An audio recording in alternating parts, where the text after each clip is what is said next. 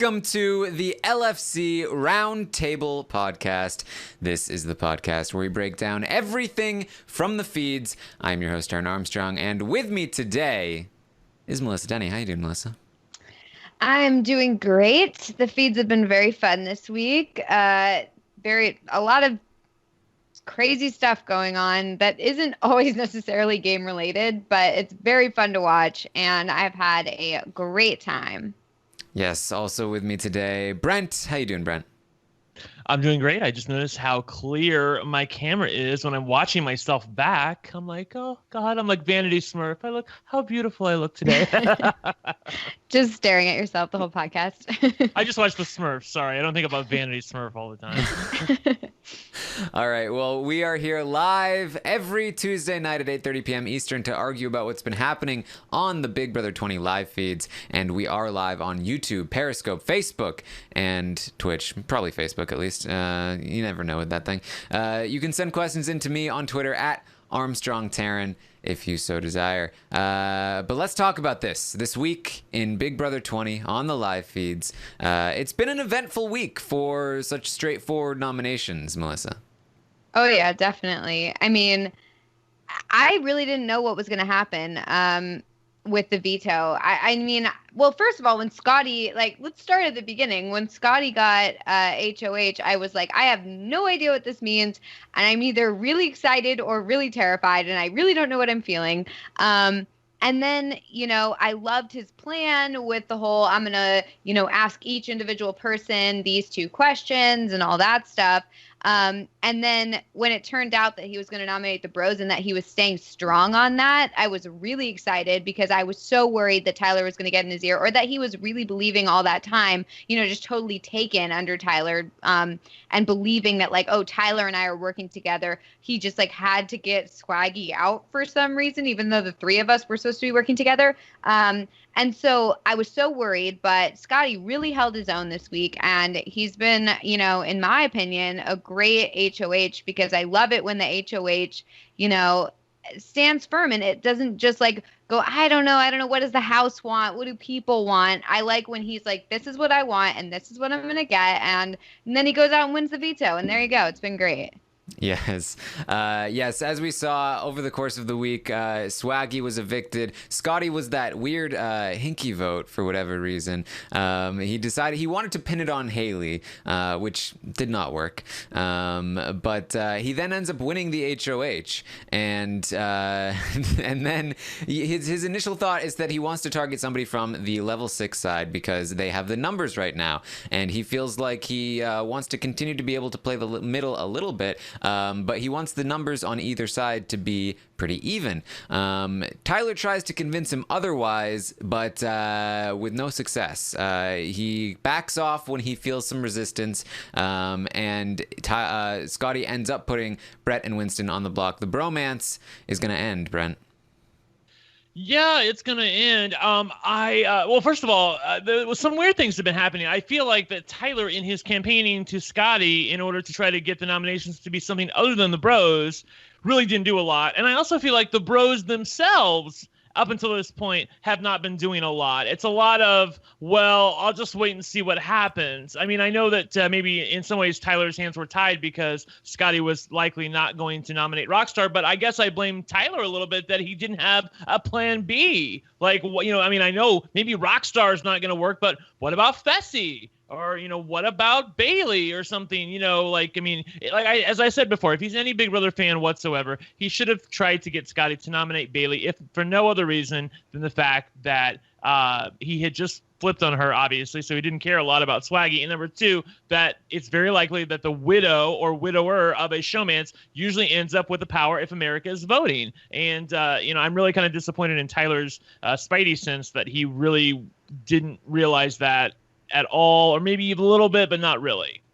Yeah, I mean, I was very vocal about the fact that I felt like it was a huge mistake for Tyler to not push harder to get these nominations changed. He had one conversation with Scottie where he kind of brought it up, and other than that, he pretty much backed off. Exactly what Twitter wanted him to do, but as we know, Rockstar being the Twitter sort of controlled player, it's that just because Twitter wants you to do it doesn't mean it's the right thing to do. So Scottie puts the bros on the block. He ends up winning the veto, doesn't use it despite the bros campaigning and making trying to make a deal with him. Throughout all of this, Faute, the remnants of Faute, have realized that Scottie flipped on them in that vote. They think he's really sketchy. They think he's maybe an evil genius mastermind, but they're willing to let it go for now because, hey, he's doing their dirty work. Yeah. Mm-hmm. And the one thing I think that Scottie needs to remember more than anything as this week goes along, Melissa, is the fact that at the beginning of the week, he said, look, I'm going to throw them both up there. When people kept saying, well, who do you want to go home? He's like, you know what? You guys figure that out. You figure that out. Because I swear to God, anytime I feel like the HOH has an agenda or they try to push an agenda on the House, I feel like sometimes usually it ends up backfiring more than anything. And I really wish he would just say, you know what? I don't really care what happens this week as long as one of them goes home, because they're just two things. Number one, it immunizes him against anything coming back at him if the vote goes the wrong way. And number two, whoever stays in the House knows, you know what? You weren't really targeting me. You were just targeting the idea of me with somebody else. So now that someone else is gone, I should theoretically not be on your radar. And so I don't know why he's not doing that more. Yeah, I totally agree. I mean, like, of course, there's probably one person that he wants to get out over the other, but I think that he just needs to take a step back because the important thing is splitting up this duo, and it's not which individual person goes home. And I think that the benefits far outweigh the negatives in just kind of stepping back and saying, look, it's out of my hands. I just had to separate the two of you, but I don't care which one of you goes home. I have no, skin in the game on this one. And that way, he's, like you said, he's immunized. Like once the person leaves or it backfires and the other person leaves, it's best to just kind of sit back and get at least one of your targets out. Yes. Yeah, and Taran, you have talked about the fact that, Brett compared to Winston looks like Dan Giesling, but Brett by himself, won't look like much of anything at all. And so I don't think there's a lot of reason for Scottie to have any skin in the game here. I know that he is very taken by Brett, but as we have noted on the podcast, or especially you have noted on the podcast, he really wasn't that amazing. I mean, he was able to lie with a straight face, sure, not act like a total nut job like Winston, but other than that, that's a pretty low bar. Yeah. I really feel like it must be something that we're missing because we're not sitting face to face with him or something, because I do not get it at all. I think he's like a funny guy, whatever, but there's no way that I'm sitting there like, oh my God, it's Brett. I just don't, that's like, I'm not seeing it. So there must be something. Like, I think he's goofy and funny, but I don't think he's like, I don't know. They're acting like he's, some amazing, awesome guy. I think they're all just paranoid that there's a Paul in the house and that they don't want there to be a Paul in the house. So anybody that gives them any sort of reason to think they might be good, anytime, like that's last week, Tyler was the evil genius mastermind. This week, Scottie was the evil genius mastermind. Then Brett was. Then Tyler was again. They're very, very concerned that there's an evil genius mastermind, and they just want to figure out who that is. They're very concerned about it. So. Where did this stupid evil genius mastermind phrase come from? Because that was like came from Rockstar. I know, but like before that, like what is that? Is that like something that we're supposed to understand? It's like I guess it's similar to what Matt said on Big Brother 12. Sorry, I always mix those up. I don't know. I can't remember if she's watched that or not. I honestly. Has she watched much Big Brother? I don't think. She did. She knew some stuff. She knew some stuff. Yeah, she watched a bit of it. But I don't think she got it from Matt. I think that she's just in her vocabulary. Okay, all right. Their conversation last night, her and Scottie, was just like, sometimes I was like, yes, you're onto something. You've got it. Like, you're figuring it out. And then sometimes it was like, oh, and you've lost it. I don't quite know where you're going with this one. You've lost the plot. Come back. Yeah, exactly. When they were talking so much about like, why does Sam have this power? It's like, but why does it matter? She already has the power. Like, okay, move on. Next topic. But they kept coming back to like, is this stunt casting? Like, I don't know what that means, but I've heard it before. It's like, why does this matter? Like, you should just be focusing on, like, what to do now. Again, if they had any sense whatsoever, the person who talks like this usually gets some sort of vote when America's voting. You know what I'm trying to say? I mean, I don't know why is that so hard to understand? And they kept saying that, like, she had gotten it before she was a robot, and that's not the case. Why do they keep thinking that? Even Fessy knows that that's not the case. And then if Fessy knows, you're really like, shooting blanks if Fessy knows something that you don't. It just doesn't make any sense. Mm-hmm.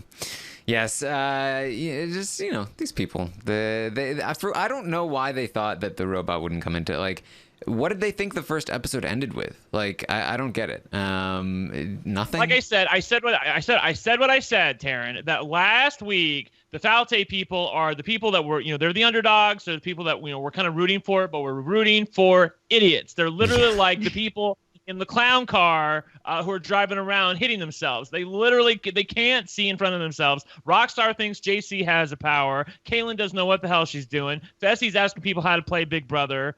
Haleigh is the only person who somewhat knows what she's doing. So I guess I'll give her credit for that. Scottie has this idiot plan to wear the Swaggy t-shirt and then vote for Swaggy, which of course then he becomes HOH, which then, you know, negates everything he was trying to do and, you know, makes him look sketchy to his own alliance. And Bayleigh is mostly doing okay, but again, I think as a cohesive unit, they just suck. So I feel like we're in for a world of hurt. I'm talking we, not me as in Taran, because Taran can give to you know what's. But we overall, I feel like that we're in for a world of hurt because, you know, they're going to screw it up, people. I mean, we rarely get what we want.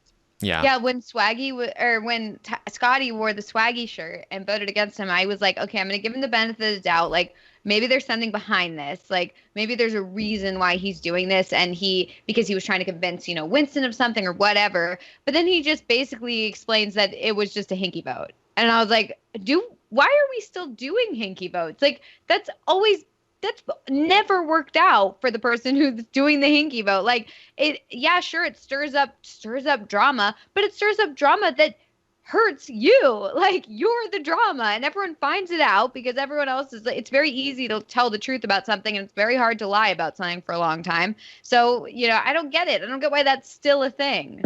Yeah, and also, like, the way that he tried to play it was terrible. Like, while everybody who voted Swaggy to stay was going, who the hell voted for Swaggy to go among us? It wasn't me. Scottie was nowhere to be. Like, if Scottie was with them and was confused about the vote, he would be joining them in those conversations, not like hanging out, being joyful. There's no way he ever would have gotten away with this, especially playing it the way he did. Not to mention the fact that hinky votes just don't work out in general. Like, no, people, at all. You're never going to properly frame somebody for a hinky vote. It's just don't ever think that you're going to do this, especially if you're a fan of the game and you've seen all of these seasons. You should know better. Scottie, you should know better. But we had some other things happen this week, mostly involving Kaitlyn, because Kaitlyn is going to just continue to just go down this path of insanity as she progresses to madness. She is going to blow up on Brett over the course of the week because she found out that Brett was pitching that she should be the replacement nominee if Scottie were to use the veto. She had been campaigning for Brett, so she was very upset. She confronted him. She lived her truth. Her boyfriend was living for her. America's gonna hate Brett now, and so yeah, she was very mad. She was crying. And then, important to note, Tyler did not comfort her immediately. So that's going to be important later on. Just take that note down. But because of this big blow up between Kaitlyn and Brett, the level 6 side has finally solidified with JC as well on board to vote Winston out and to keep Brett because he's a big target and he's more useful to their alliance. And so they have 6 votes right now to 5, and it looks like Brett will be staying as of the current vote count. Excellent. Melissa, take it, because my battery's about ready to die. I forgot to plug in my computer.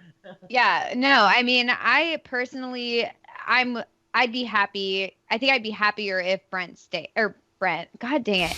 if Brett stays. At least he's not here to do that. I'd be happier if Brett stays because I enjoy Brett's gameplay more. I mean, Winston, I really love the gifs of all his weird, crazy facial expressions, but at the same time, like, I didn't like what he said about throwing Scottie in a locker like they did in high school or some comment like that. I don't like that sort of stuff. And not that Brett's like that much better, but I do feel like Brett has a stronger sense of the game and stronger sense of how to play it.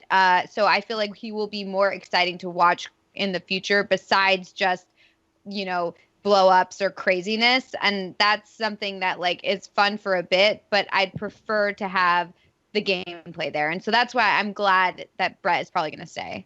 Yeah, and I think they got to the right reason for the to the right decision for the wrong reasons, Taran. You know, originally they were going to keep Winston around. I'm thinking, well, you know, if we have to split up both of them, we might as well get rid of the bigger target. But, you know, at this point in the game, I really do think it's beneficial for someone, especially like Tyler, to keep somebody as big of a target as Brett in the game, because Winston, let's be honest, is seen as a doofus by the rest of the house. He just is. He's seen mostly how we see him, which is like a paranoid crazy person who really has no agency in the game whatsoever. Whereas on the other hand, I feel like Brett has currency with the house guests, and he can use that to occasionally get things done, seem like a pretty amiable kind of guy. And I feel like that combined with the fact that he is an absolute, you know, Mack truck, would cause other people to look at him as a target over somebody like Tyler. And eventually, like I said, they got to the right decision for the wrong reasons, but at the end of the day, it is the right decision. So good for them. Yes. Another event that happened. I hope you put that in your notes so that Tyler did not comfort Kaitlyn. This morning or yesterday morning, Kaitlyn was disgusted at Tyler because he did not comfort her, and so I think in large part in an effort to get back at him, she decided she wanted to tell Scottie a bunch of information, things that she knew Tyler did not want her to tell him, because as I talked about during the last roundtable, she is essentially using game things, strategy things to extort validation from Tyler. Have we seen this before in a player? I feel like we haven't. I don't think I've ever seen someone like threaten to like ruin people's games in order to get attention. There were like shades of it with Beast Mode and Amber, but nothing nearly to this like obvious extent. It was, you know, she's flat out said it before, and it's just very, very clear that she's doing it, which even Beast Mode didn't make it that obvious. But yeah, so she is going to. Go ahead. Sorry, not to interrupt you, but it really came into view for me who we were dealing with was when she was telling everybody, oh, I know I want Swaggy to go home. But when Tyler was talking to her, she was like, I don't know. I kind of think we should keep Swaggy. What do you, I mean, I know you don't want to, but I'm really feeling like, and just to get attention from him. And then 10 minutes before, she'd been like, you know, hell no, we're not keeping Swaggy. What are you talking about? You know, so that honestly was the moment I was like, holy shit, like she's playing him for attention right now. And before I had given her the benefit of the doubt, and now I couldn't undo that anymore. Yeah. I think it's so funny that he was hoping for a Victoria and he thought he had found her in Kaitlyn, and it is like the exact opposite. Like Victoria just didn't care enough to do anything, and Kaitlyn cares way too much, but not about the game. Yeah, I mean, actually, you know, thinking about it, Victoria did a little bit of this with Derek. Like, she liked affection from Derek, but obviously not to nearly the same extent. Obviously, I think Derek very helped out by the fact that he's like a slightly older guy. He's married, so you know, like there's not much you can do there. And obviously, I think different motivations ultimately. But yeah, this was like times 100. Just very unfortunate for Tyler. I wanted to ask Taran, so how much do you love when Kaitlyn is using her baby voice. When she talks, I don't know, Taran. Like, I don't want to do that. Why would you making me do that? Huh? Taran, does that convince you when Brent does it? He just wants to fucking tell you. He just wants, pull his hair out. I mean, I feel like it's well documented how dumb this is, so like I don't feel like I need to like throw fuel on the fire, but it's the dumbest thing. Like, I don't understand why this became a thing. I don't understand why Kaitlyn thinks that it's, I guess, attractive or persuasive or whatever it is that she thinks it is. But it's just, please, don't ever. Please, unless it's in the privacy of your own relationship where you and your partner really enjoy it. Otherwise, just leave it alone, please. Yeah, that's very polite the way you put that. I was all over Twitter going, I cannot stand this baby voice. Please stop it. Sometimes she just goes on and it just continues, and whoever's in the room with her will not call her out on it. Like, Kaitlyn, like, why are you talking like that? That's what why are you talking like that? What? Stop that.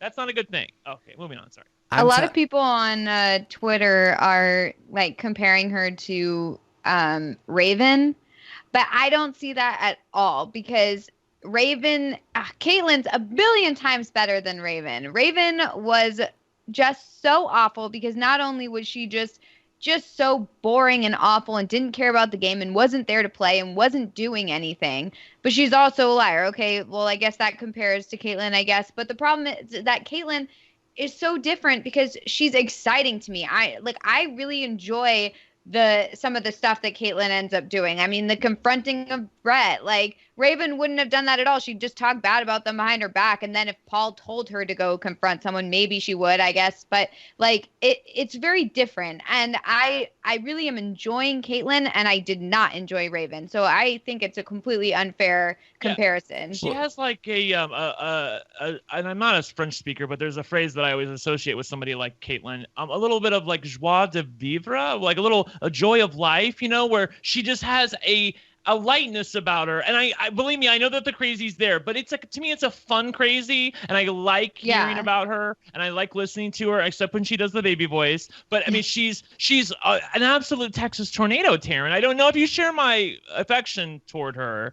Because I know that she has put a crimp in your boy Tyler's game, but it's your fault, Brent. It's your fault that there are dumb people on the internet that are like, "Oh, Taran is a Tyler stan," because you're like, "Oh, your boy Tyler." It's all your fault. I always wonder, like, where do people get these insane ideas? Oh, right, here it is. But no, Melissa, when you said it's not fair that people compare her to Raven because she's a million times. I thought you were going to say she's a million times worse than Raven, because I think she is a million times worse than Raven. That's just because you're scared of her. But hear me out. I think she's a million times better on the feeds. She's way more entertaining. But in terms of how crazy she is, I would gladly have a conversation with Raven. There's no way I'd get within 100 feet of Kaitlyn. I think that she is way crazier, and I think that as a person, she I feel like Raven. I feel like Raven had somewhat decent reasons for being the way that she was, if that makes sense. Like, she was a little bit delusional, but she was like politely delusional. Kaitlyn is like full on sociopath, and like I really think that she is like considerably crazier. I think that's what we like. Intimidated by Kaitlyn because she's very intuitive.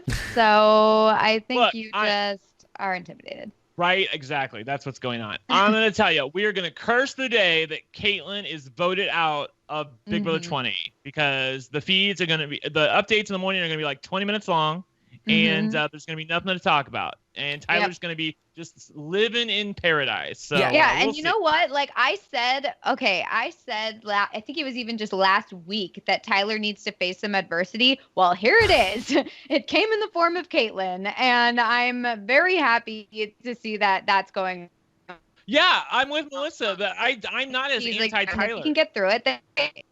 Yeah, I'm not as anti-Tyler as I was. I used to be anti-Tyler, and now I am at least I'm not for him, but I'm not actively rooting for his eviction at this point. I kind of want to see what more develops, you know. So I feel like I got my whatever I needed out of that. There's a word, but all I can think of is a sexual word. And I don't right. Well, and don't get me wrong, like. Well, first of all, there are two reasons I don't want Kaitlyn to leave the game. One is because I do find her incredibly entertaining, and I think that she's making this season, like, she is exactly the wild card element that is like there to play hard but also play terribly, that I love. And then also I really just don't want her released to the world before jury. So two reasons, but yeah, I mean, she's one of my favorite players in that house in terms of entertainment value.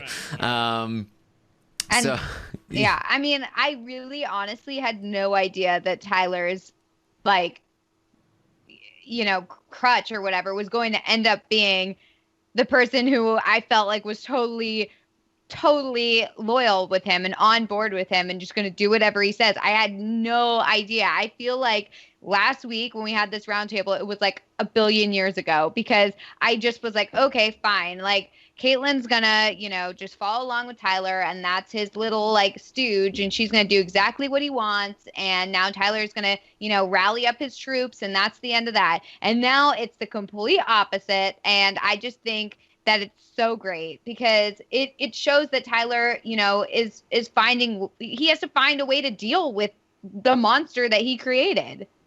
This is like, I don't know if anyone in the audience is like a horror movie fan, but this is like one of those weird horror movies where the protagonist is like a really weird, like, kind of young woman who is getting, like, kind of mistreated by, like, some guys, and then, like, goes on a murder spree because of it. Like kind of justified, but almost entirely, but only in, like, the logic of a movie, if that makes sense. Like, this is like a Carrie. Yeah, well, like you picked, exactly, like, oh, you picked on somebody, now they're going to mass murder everyone. Like yeah, I could see Kaitlyn standing there in pig's blood at the prom. Like, that's I see her as she could be Carrie, you know, like, because she feels like she's intuitive. She has these powers. Carrie has these powers. Boom, it all makes sense. Yeah, I think May is one of those. There's a lot of good ones. It's like a whole section of movie basically.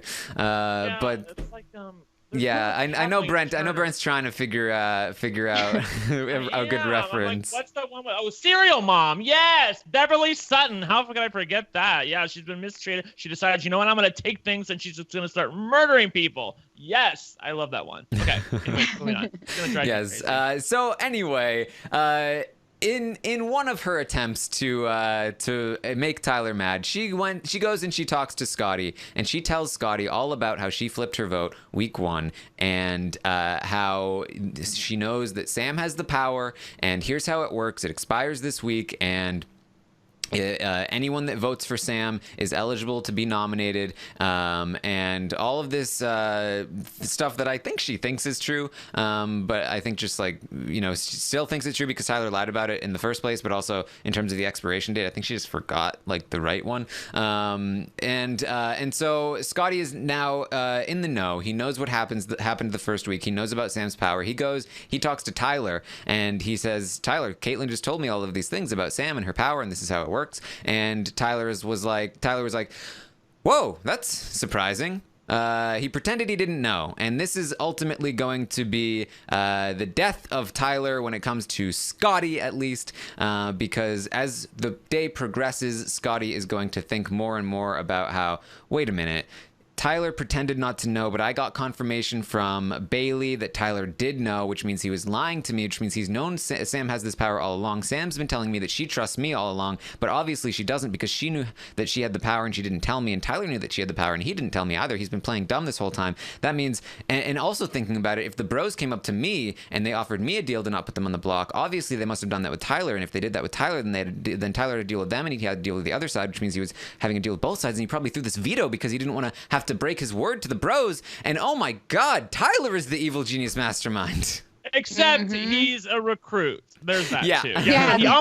He almost had it. He was almost there, and then he took a left-hand turn there at the end. But yeah, he mostly got it, and I don't know why Taran, why he lied. Again, we have been saying this since the beginning of the week, that a little bit of truth goes a long way, and the truth is usually easier than a lie. And I don't know why he didn't just say some version of, well, yeah, I mean, I knew that, but I told Sam that I wouldn't tell her, and we had talked, and I wasn't going to reveal her secret. He doesn't have to blame it on Sam, but he can say, like, look, I wasn't going to reveal her secret unless she decided she was going to. So that's why I couldn't say anything. I'm sorry I had to lie to you. That's all he had to say, instead of acting like doing the Rockstar thing where he's like, oh, I don't know, when she does her Tyler voice.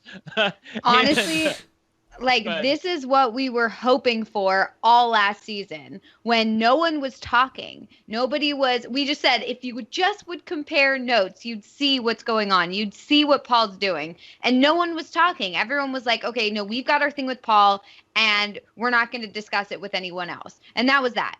And that went on all game long, even though we thought maybe something's going to happen. Maybe someone's going to talk. And maybe once in a while, someone would give one bit of information. But it never went any further than that. This is what we were hoping for, is that people would be talking, and people would be talking to each other and comparing notes and figuring things out. And I love that we're already getting that, because otherwise, it just that we get another last season, we get a repeat. And I'm very glad that this is finally happening during the season. I mean, Taran, I'm definitely ready to say that this is not last season. I mean, these people, they're very, very messy at times, but they play hard. All of them are playing hard, and none of them are set. They're all, the thing about last season was that some people thought it would be the ultimate moral betrayal to, backstab Paul. Whereas all of these people in the house, I think for the most part, they're willing to work with anybody to get what they want done, as long as it can better their position in the game.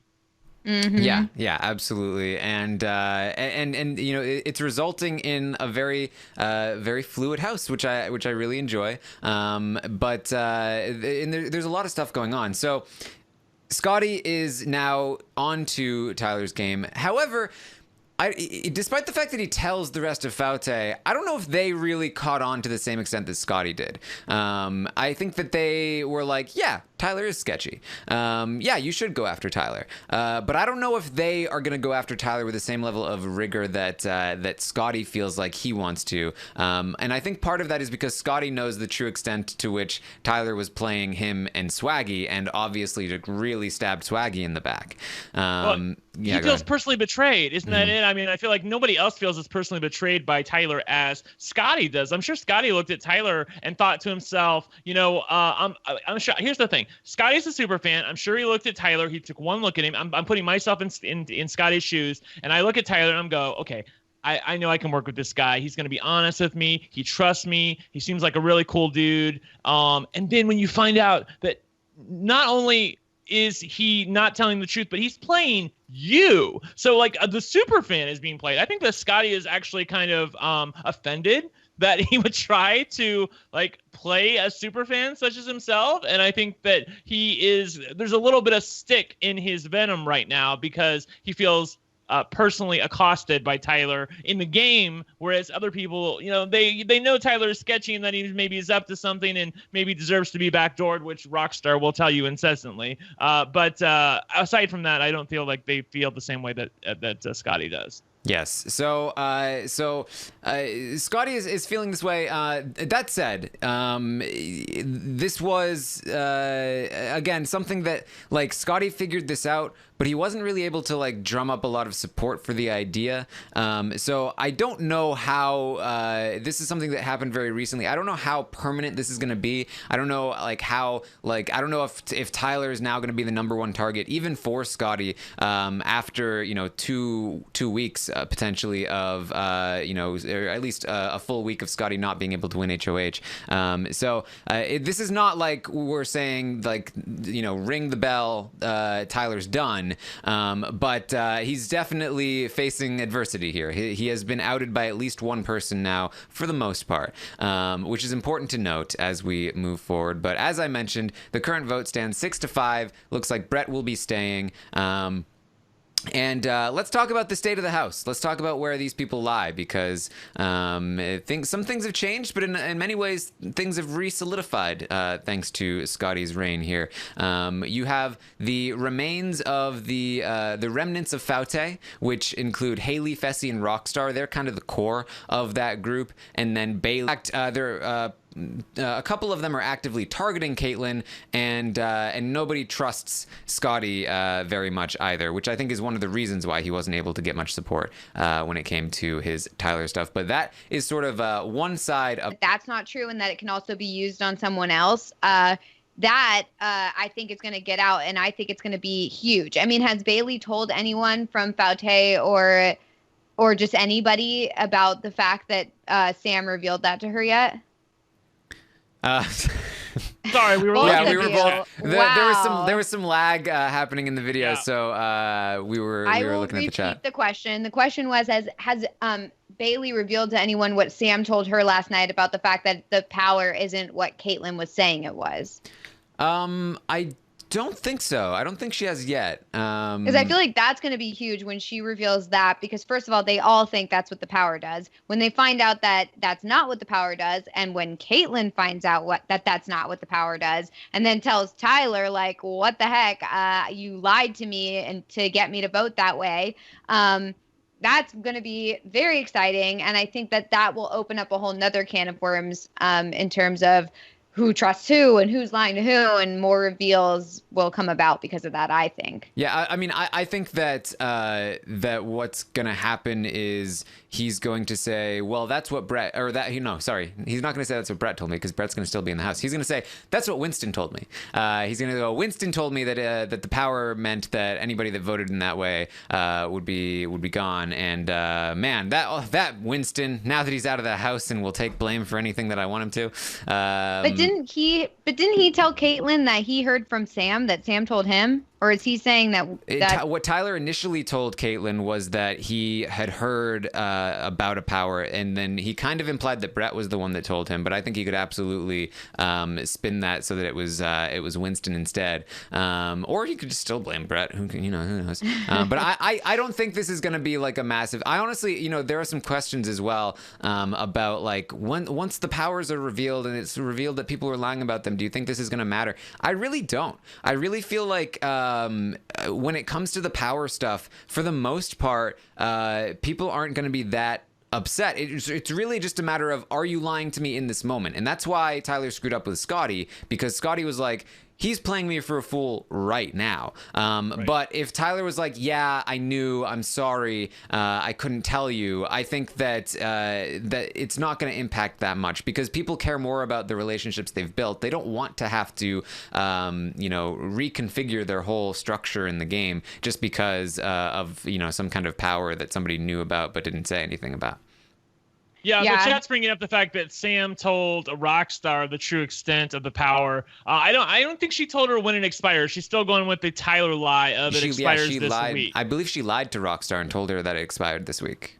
Right, which that's the first time that I've seen that Sam has played the game. Usually, as you noted in the feed update, Taran, she's more like, in the past, she's been like, I promised I wouldn't say their name. And giving, were you in the bathroom with Bayleigh doing your hair? Well, yeah, things like that. So she'll try to find an end run around absolutely lying to somebody. But I don't know, maybe she has a moral equivalence in her head where she feels like she is telling the truth here, because I find it odd that she would outright lie, because in some ways she has been saying that the power is done after this week, because if I don't use it this week, then it automatically activates next week. So I'm sure there's some sort of moral gymnastics she can do in her head to convince herself that she's not lying. When Sam, you're a liar. I'm just telling you. Yes. So then we've got on the other side of things, level 6 will remain intact regardless of which bro ends up leaving. They're even still going to call it level 6. They're not going to call it level 5. They did contemplate it, but they're going to stick with level 6. And that is Winston, Brett, whichever one survives, Rachel, Angela, Tyler, and Kaycee. And then they have JC and Sam attached to them. They do trust JC and Sam them much more than the Faute side trusts Kaitlyn and Scottie. This is a much more cohesive group. They're a lot closer. They're a lot more, they're a lot tighter in general. In terms of numbers, they have the advantage. In terms of, I think, like game knowledge and ability, they generally have the advantage. Just because there are a couple of key elements in Faute that really bring them down. Mainly Kaitlyn and Fessy. And even Rockstar to some extent. Rockstar to many extent. Yeah, she's terrible at this game. Yeah, Rockstar just can't keep her mouth shut. I feel like she has good observations, but she just spouts them out to whoever is standing in the room with her, and that's the exact you shouldn't be doing that. You got to keep it close to the vest. So yeah, she's gonna reveal something. We just know it. Again, the boring people are the ones who are playing a better game right now. I'll just go ahead and say it. So, I'm sure. Well, I'm not sure, but I wouldn't be surprised if a level 6 person is the winner at the end of this. I could honestly see an Angela or a Rachel win here. Just judging by the way things are moving, because I think Tyler's going to go pre-jury. I don't think Brett's in it for the long haul. I think JC is too much of a wild card, and he talks too much to be, have any long-term or equity in the game. Basically, who's the most boring from that side? Kaycee, Rachel, and Angela. I feel like that one of those three will definitely be in the final 2 at the end of this. I have a feeling we're not going to be super impressed with them once we see them actually having to play the game, because when Angela and Kaycee went up to talk to Scottie when Scottie first became HOH, they were terrible. And they didn't even know what to do. They were just like, so what are you thinking? What are you thinking? It was just like the worst. I had to turn it off. It was just so bad. So, I feel like once we get to a point where they're going to have to come out of the shadows and not just be part of a pack, they look good because they're all together as a group. But the second they start doing their own thing, I have a feeling we're going to not be so impressed. I agree. I think that they are playing better right now, or not better. I think they're playing more boring and less active right now because they're concealed. They know they're concealed. Nobody knows about level 6. I feel like once the beans are spilled. In fact, I'm sort of surprised that they weren't spilled this week. I feel like in some ways Sam's power had something to do with that they were hoping that maybe Sam would use her power, or maybe still are. So they didn't want to reveal anything. If Brett and Winston wanted to save themselves, they could have gone to Scottie and were like, look, there's this alliance on the other side. It's called Level 6. We're a part of it, but we don't really like those people.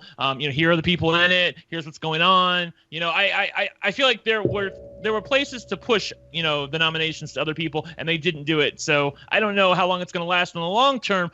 I think given the way things are set up right now, it's probably going to last for a little bit of while. And that saddens me because I don't really like many people on that side. Yeah. I feel like how could you not notice if you're on the other side that that's an alliance? You've got Winston, Winston, Brett, Angela, Rachel, maybe Kaycee on the outside. I don't know, but at least you could see a 4, maybe a 5, being like, these guys are solid. They're really good friends. They hang out all the time. They barely talk to us. How could you not see that is a group that is working together? Maybe they're not an official alliance. Maybe you wouldn't know exactly what it is. But, clearly they're working together. They're not talking game with any of your friends. So clearly there's something going on over there. It's weird to me that no one's thinking it. They just think they're the cool kids. And particularly Rockstar is the one that talks about it the most. She just thinks that they're the cool kids. They shunned me. Therefore, I'm just done with them and I'm not going to think about them anymore. Yeah. Yes. I just saw the Meow Meow on Twitter earlier today going over what he was going to do with this game. I had forgotten about that word. Go ahead, Melissa. Sorry. If you were going to say something, I cut you off. No, that was it. It's just how could they not realize it? Yeah, how could they not realize it, honestly? They have to. You just have to assume that people who are like-minded and have like interests are going to want... Now, maybe they didn't name the alliance. They probably did. But, who cares if they didn't name it? They're definitely working together. They're never putting each other up. And you have somewhat confidence that at least 4 people are in it, probably 5 with Kaycee. Yeah. I understand why Tyler is sort of... Why I really don't understand it, because Tyler was the HOH during the first week, and then he was with Kaitlyn up in her HOH room the entire second week. And Scottie even said it in his answer to Brett when he was talking about, who was up here all week, chirping in Kaitlyn's ear. Tyler. No, that's not the right answer. Not the right answer. It was Rockstar. whatever. Like the real answer was Tyler, so I don't understand why they don't see that Tyler has more effect in this game than they seem to realize, but apparently at this point, for most people, he's getting away with it. Yeah, and it's important to note that the Fauteuil side did have the numbers initially, but mostly through like Tyler's Kaitlyn trickery, they are now down 2.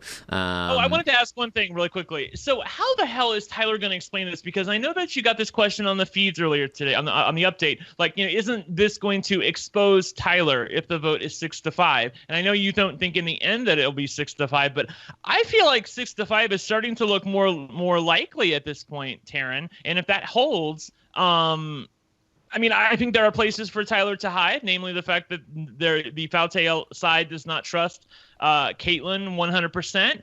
But given her, all her consternation with Brett, I have to feel like they feel pretty good about her vote. And if that vote is solid and they know they're all solid, then they know to where Tyler voted. And he's been saying all week that he's going to vote whichever way Kaitlyn votes. Mm-hmm. And that's not going to be true. So how is he going to explain this? I don't think he needs to explain it that much. I feel like, tomorrow at some point during the day, he can get into an argument with Kaitlyn or whatever it is, and then just be like, you know what? I decided Brett was better for my game. I had a conversation with Brett. He convinced me that that he was the better option, and so on and so forth. I feel like yeah, or all he has to do is the Fauteuil people don't expect his, you know what I mean? Like they don't feel like they have ownership over his vote, and I don't feel like they're going to be super shocked if he doesn't vote their way.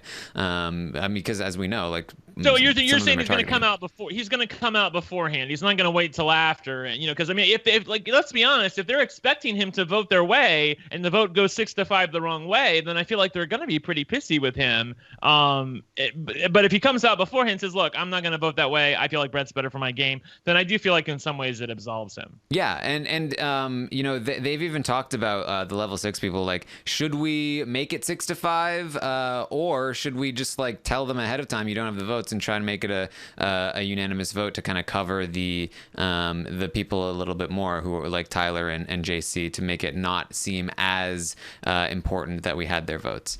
I think also all he has to do is just give Kaitlyn the tiniest little bit of attention tomorrow, right, and then be like, look, I just think that this is really a lot better for us to keep Brett, don't you think?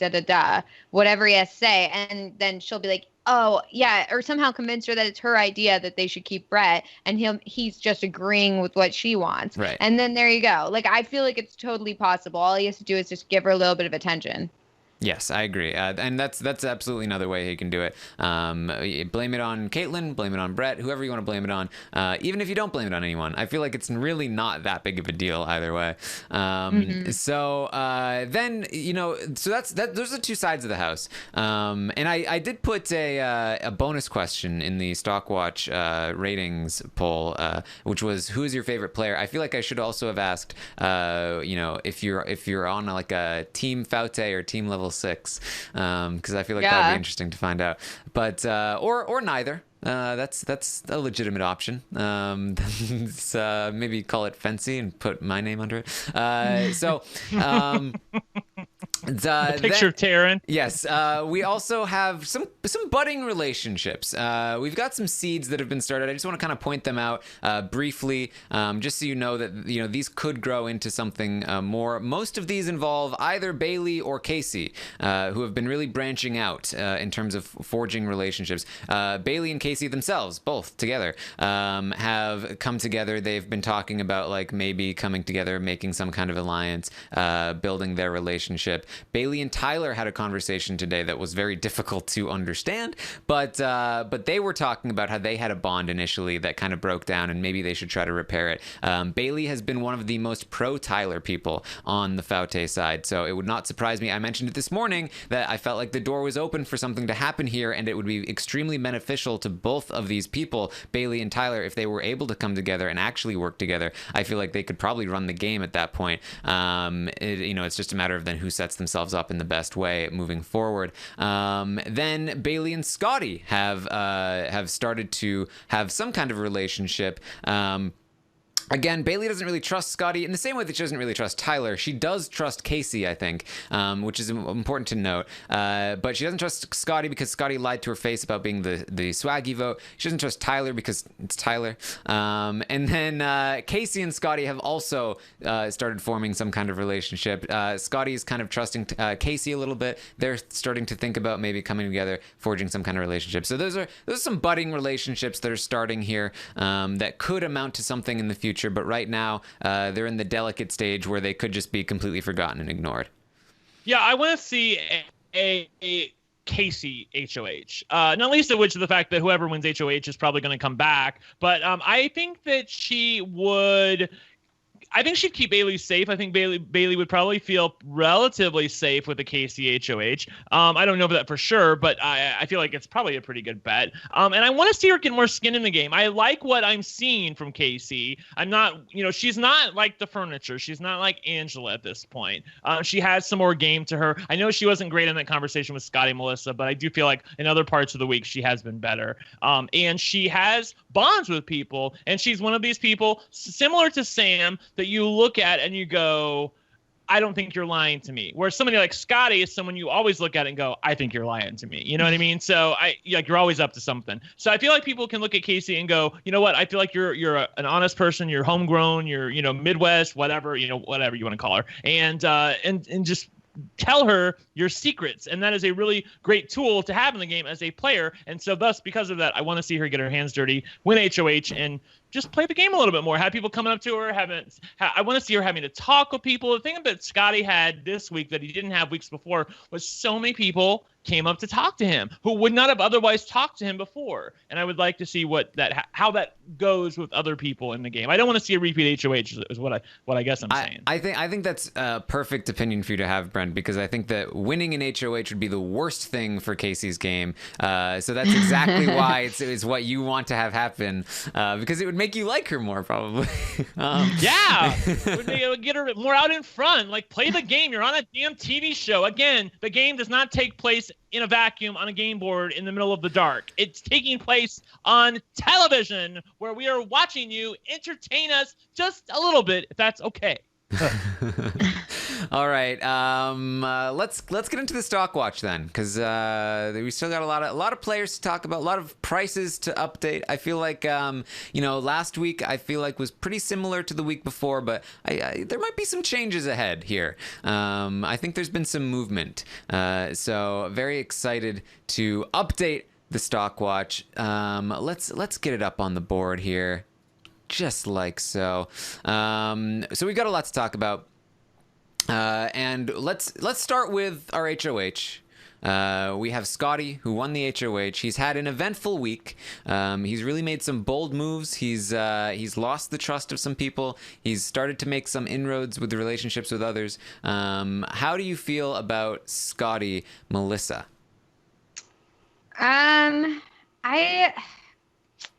In some regards, I feel better about him, and in some regards, I feel worse about him. I feel like I didn't like the Swaggy hinky vote thing. I feel like he's burning lots of bridges with that level 6 side of the house, and possibly Tyler. I mean, sure, Tyler will use him, but I don't think he could see him as necessarily like a great ally moving forward. But at the same time, I do feel like he's built some good bridges on the Faute side of the house, although is that really a good thing? I don't know. But I think that, I really don't know. I feel like I don't know whether I feel like he's gone down and up. And I think last week I gave him a 5.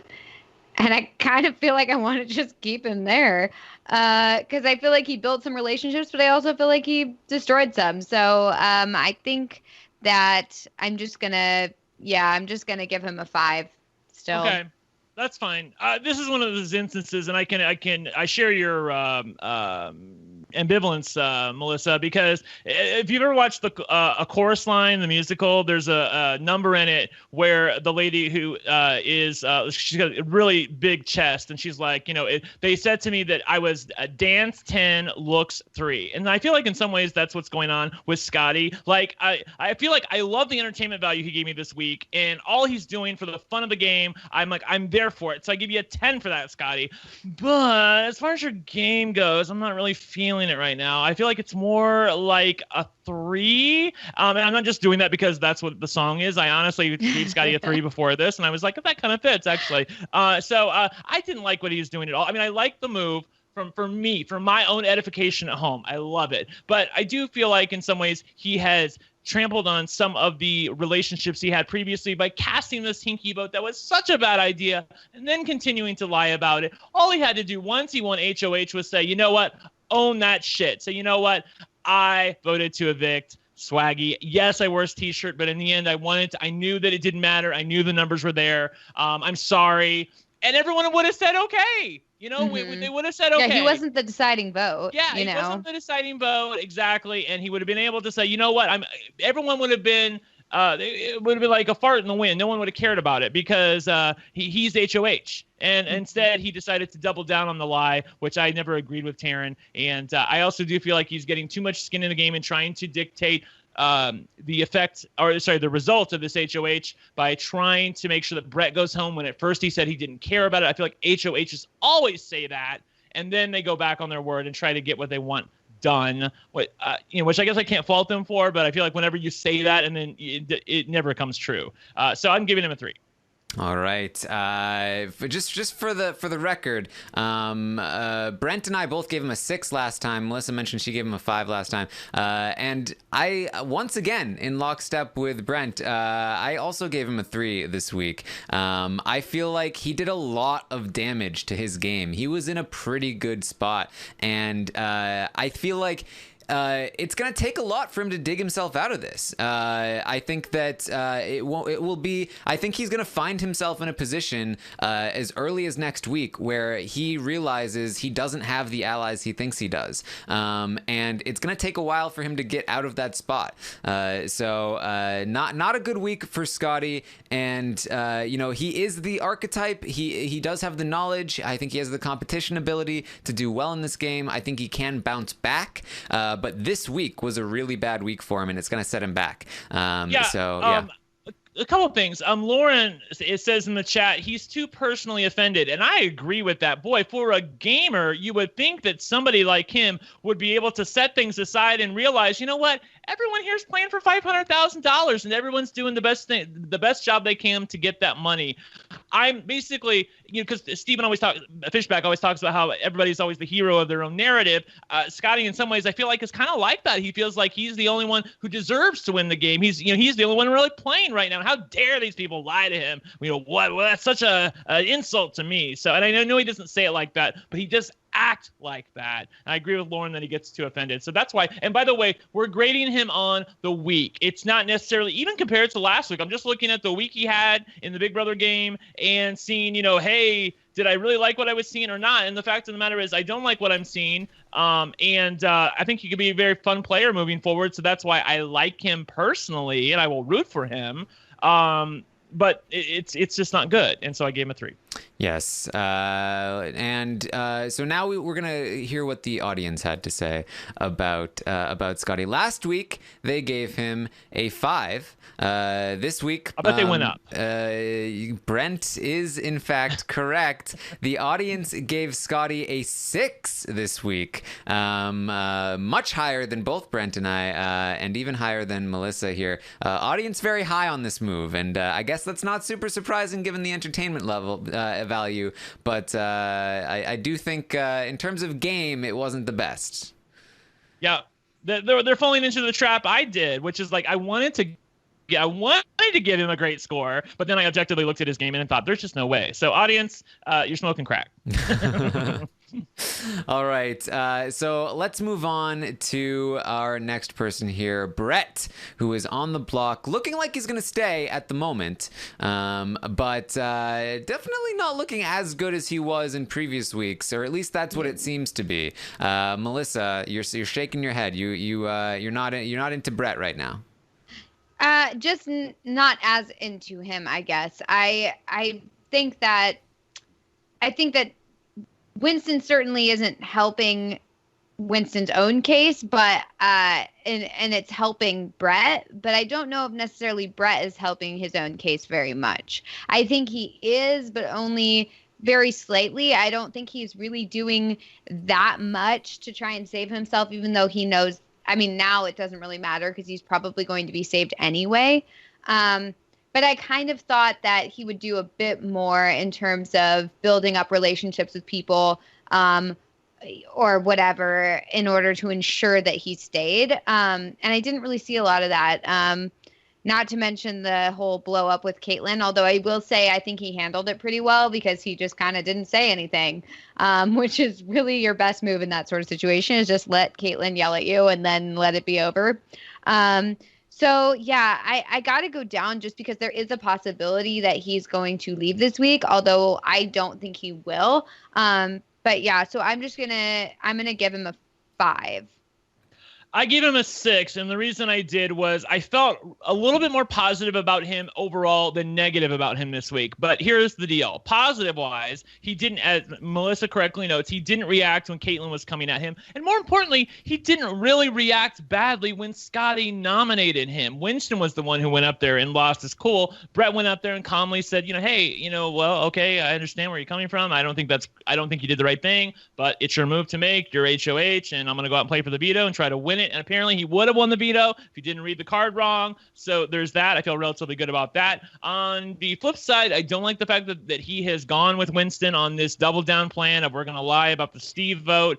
And overall, he's really not being saved by any moves of his own. He's being saved solely because of the fact that a crazy person decided to get into a fight with him, and now they think it's a good idea to keep him in the house. So I gave him a 6. It's almost a 5, but I don't like to give people 5s unless I'm really bored by them. And Brett at least gave me something to work with this week. Yes. I feel like for me, Brett in this game, he's very much just like overall, I think his base level is just a 5. I think he's just like the most average player in the house. He is able to lie with a straight face, but he's also, no mastermind. Like he's the perfect example of a replacement level player. And in previous weeks, he was in a pretty good spot as a perfectly reasonable replacement level player. This week, he's in not a great spot. And I do think his game has taken a hit. Not really due to much of his own failings, just because he's not good enough to prevent the unfortunate circumstances that have befallen him. But because of that, I do have to go with a 4 for Brett, because things are they're not looking the best for him right now. So that's what I have for Brett, and my browser crashed, so I do not have his audience rating at the moment. Who cares about them? They're on crack anyway. Yes. But according to the audience, it'll probably be a 10.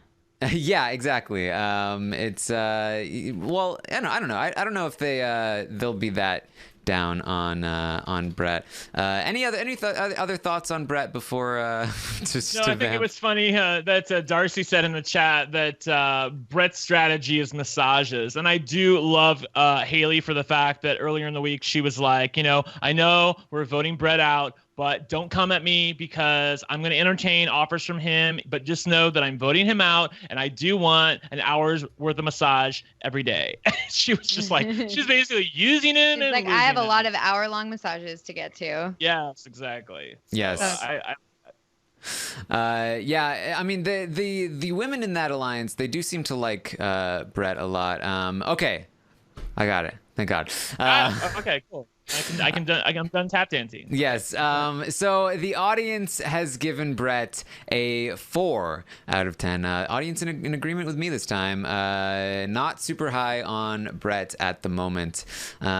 So looking at this, Scottie's price has gone down from 6 to 4, and Brett's price is going to also go down from 7 to 5. So lots of these prices are dropping. It's you know, Boy. it's prime. It was Prime Day. We're having a stock sale. We're having a sale. Yeah. Next up, let's talk about Winston. Winston, who, you know, he's on the block, looking like he's probably going to go home, not really doing much to help himself. We've never been particularly high on Winston in the first place. Brent, how do you feel about Winston? I'm giving, it's like a bad string of grades here. I gave Winston a 2, which is just terrible. And the only reason I didn't give him a 1 is because the vote, although I feel is solid, still has a chance of flipping in his favor because it is only 6 to 5 at this point. And number 2, his craziness has given me a little bit of joy. Like when he went up to Scottie and said, you know, hey man, you drew the line, and I'm coming for you. I'm going to win the veto, and then I'm going to win the HOH. Like, I mean, at least he's mouthy. I like that. But aside from that, there's not really much to like about his game. Doing that exactly is what you should not do in the Big Brother game. So I don't know why he did that. His alliance even told him to calm down and don't do stuff like that. And then he went off and did it and had to apologize for it. And in some ways, that's giving Tyler the license to be able to say to Winston, you know, I don't know what the vote is because I know people were really upset that you went off on Scottie. You know, how are you going to be moving forward? So I don't feel like he's helped his cause. I mean, I think the vote would have ended up the same way, but I do feel like that he's given them a reason to vote him out. You know, overall, there's nothing to like here. He's a complete doofus. He's a nut job. He doesn't understand strategy. He doesn't understand the texture of the Big Brother game. He talks to maybe 2 or 3 people when he's not nominated, and he does a bad job of talking to people when he is nominated. So it's a 2. All right. I got to agree again with Brent here about Winston. I had him at a 3 last time, and this time he's playing just as poorly, only in a worse position. It looks like he's probably going to go home. You know, you might consider him to be a 1 here, but he's definitely not like playing that poorly. It's just that he's probably going home.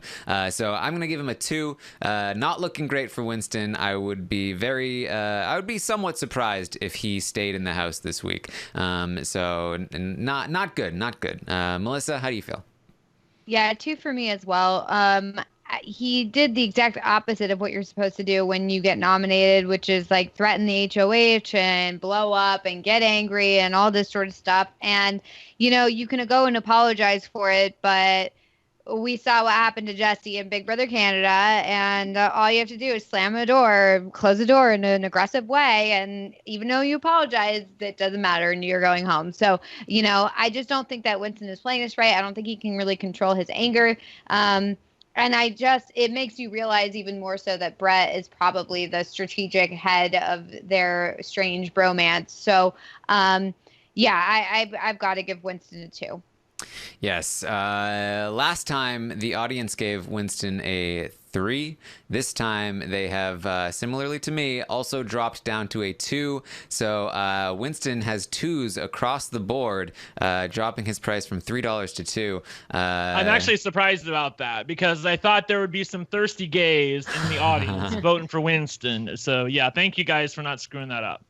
I can tell you, I can give you a hint about the popularity vote. Winston had the fewest votes for favorite player. There were over 1,000 responses. Winston had 6 votes.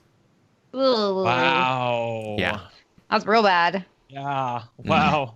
He's a nominee, and he was a nominee last week. Just by virtue of having had camera time, I feel like he should be above some other people who are there, but apparently not. Nope. Especially considering the fact that he was apparently second for the power app. The RHAP I audience. struggle to believe that. I have no idea who's voting for him. I mean, seriously, were they letting was this like RuPaul's Drag Race where they're having the audience vote for the fan favorite or Miss Congeniality, and then like some bot takes over and changes all the numbers? You know what I'm talking about, Melissa? You heard about that, right? Yeah. Okay. Cool. Yeah. And then they have to declare it null and void. Like, what happened? Were they letting bots vote for Winston, like a bunch of MAGA people or something? I have no idea. Very strange to me. Yeah. Oh, yes. 0.6%. If only there had only been 2 people, it would have been 0.2%. But if you're one of those 6 people, you are an elite class. I just as a quick squirrel off into the distance, I just want to thank the Big Brother producers for putting that segment in there with JC and Fessy. They are my nuke. I need to see them on The Amazing Race. The insanity of it all. Fessy and JC, I need to see it. It's this love-hate relationship between this big hulking straight guy and this, little Nelly gay, and it's just so fun. And they just can't stand each other. It's sort of like the reverse of me and you, Taran, where you're the Nelly little straight guy and I'm the big bitch gay guy. I'm just kidding. just a little joke there. Just a little joke. Yes. So let's move on. Let's move on to. Let's move on. Like we are moving on. We're moving on. I will not address that. Let's move on to Angela, who we've got up next. Bayleigh's up next here on the chart. I was looking at the old chart. So let's talk about Bayleigh, who has definitely, I think, improved her game since Swaggy left.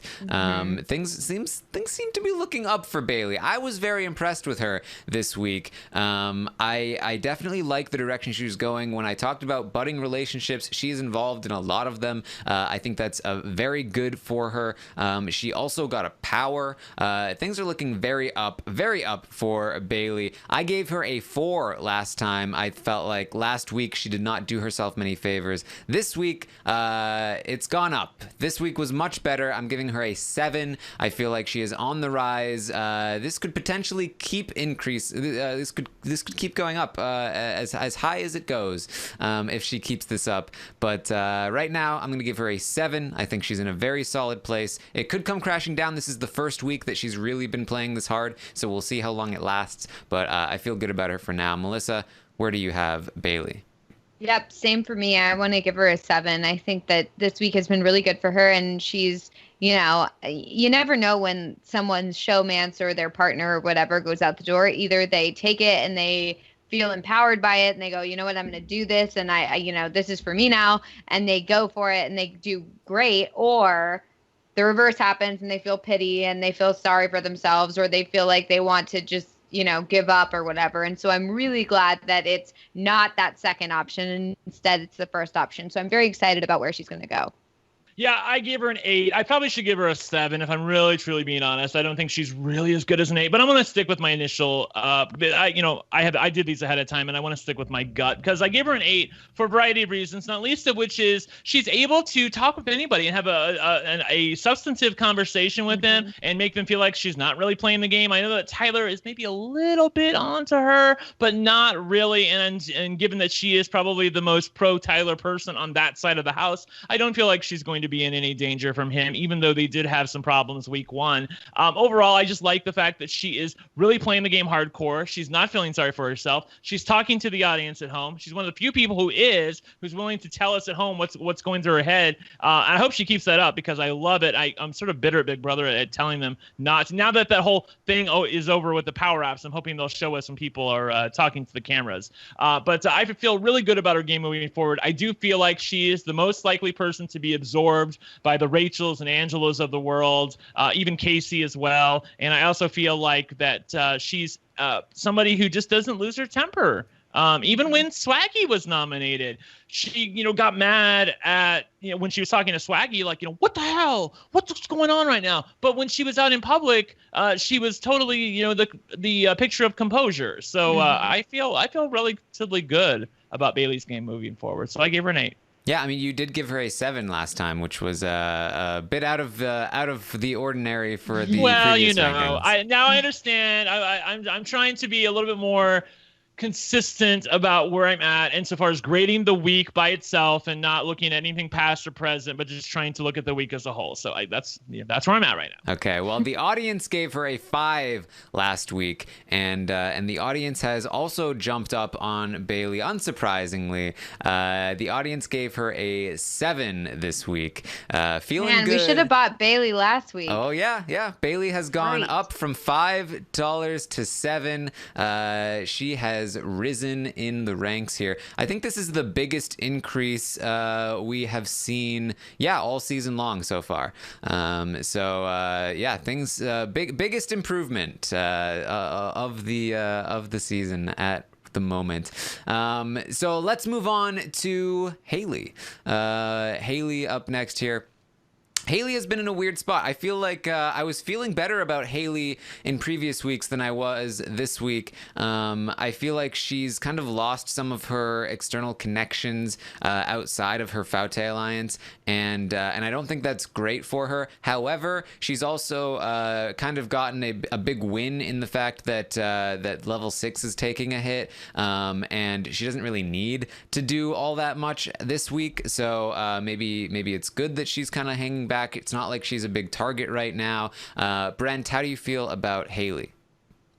I feel relatively good about Haleigh. I think that the worst thing that happened to her in some ways for her social game is the fact that her side won HOH, because now she's sort of congealed back with her old group again, talking to the Rockstars and Festies of the world. But I feel like she has the capability of talking with people who are in the level 6 side, and making them think, okay, at least I'm the one you don't need to worry about from this side. And eventually, when the game eventually changes in the second phase and level 6 starts to break down a little bit and people start to distrust each other, maybe she can pick up the pieces there. So I still like what I'm seeing from Haleigh, and I gave her a 7 because of that. All right, Melissa, what do you think? Yeah, I like what Haleigh's doing, although I felt like last week I saw a little bit more of her ability to be with both groups, and I felt like she was successfully spending a lot of time with both of them, and that she was making bonds with everyone. And I feel like this week, like you guys were saying, I feel like she's kind of gone back to mostly hanging out with her previous friend group. So that's just why I'm a little bit less high on her this week. I'm sure if next week she decides to go back with them, she could. But I just feel like she didn't do enough to kind of cultivate those bonds this week. So I'm kind of going to I also think that last week I was really impressed by what she was doing and how she was kind of separating herself from Faute when she needed to. So this week, not because I think she's doing that much worse, but just because I don't feel like she's, reaching those high levels, I'm going to go from my 8 of last week to a 7 this week. Okay. I do feel like getting the crap app was a good thing for her. But again, I don't like how much she kind of cooled her jets and started if this is indicative of how she's going to continue to play, in that she's only going to be talking with her alliance members, particularly Rockstar and Fessy. I feel like that's a sinking ship, and I'm not sure how well she'll be able to bail herself out of it if it starts going down. So I gave her a 6 this week, down from a 7 last week. But I still think she has the ability to go to do well in this game, to go back up. But this week was just not the best week for Haleigh. The audience was at a 6 previously, and they remained a 6 this week. The audience still not quite as high as we are on Haleigh, but it's getting a little bit closer. Yeah, Doom brings up in the chat that last week the plan was Rockstar and Haleigh, and that has changed. So at least that has, that it is to her benefit that at least she's probably not the primary target if the level 6 side of things wins. And need we be reminded that if level 6 side wins the next HOH, nobody's probably going to go home anyway. So I feel relatively good about where she's at in the game right now. Yes. I have faith in her, and she is a fan of the show, which I'm sure it was the real bummer when she got the crap out, but as we noted, it's probably a good thing for her in the long run. Yes, and her price is going to remain consistent at a 7 there.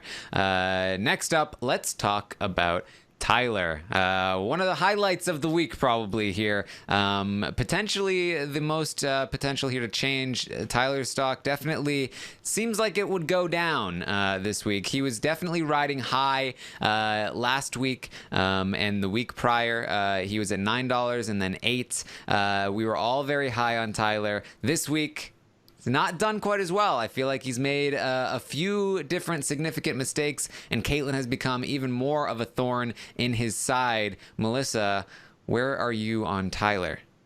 Yeah, I'm going to have to drop Tyler down to a 6 this week because I just feel like I can see the cracks and the holes in his game where Kaitlyn especially is involved, and I don't think he's necessarily handling everything so well, especially the lying to Scottie thing and then Scottie figuring it out. And I feel like a lot more people now are on to him. I mean, just earlier we had, I think, Bayleigh and Haleigh, I think it was, saying that he was a snake. So, I mean, comparison to last week where no one was catching on to him, now I feel like everyone's starting to catch on to him. And whether or not they're going to do anything with that, I don't know.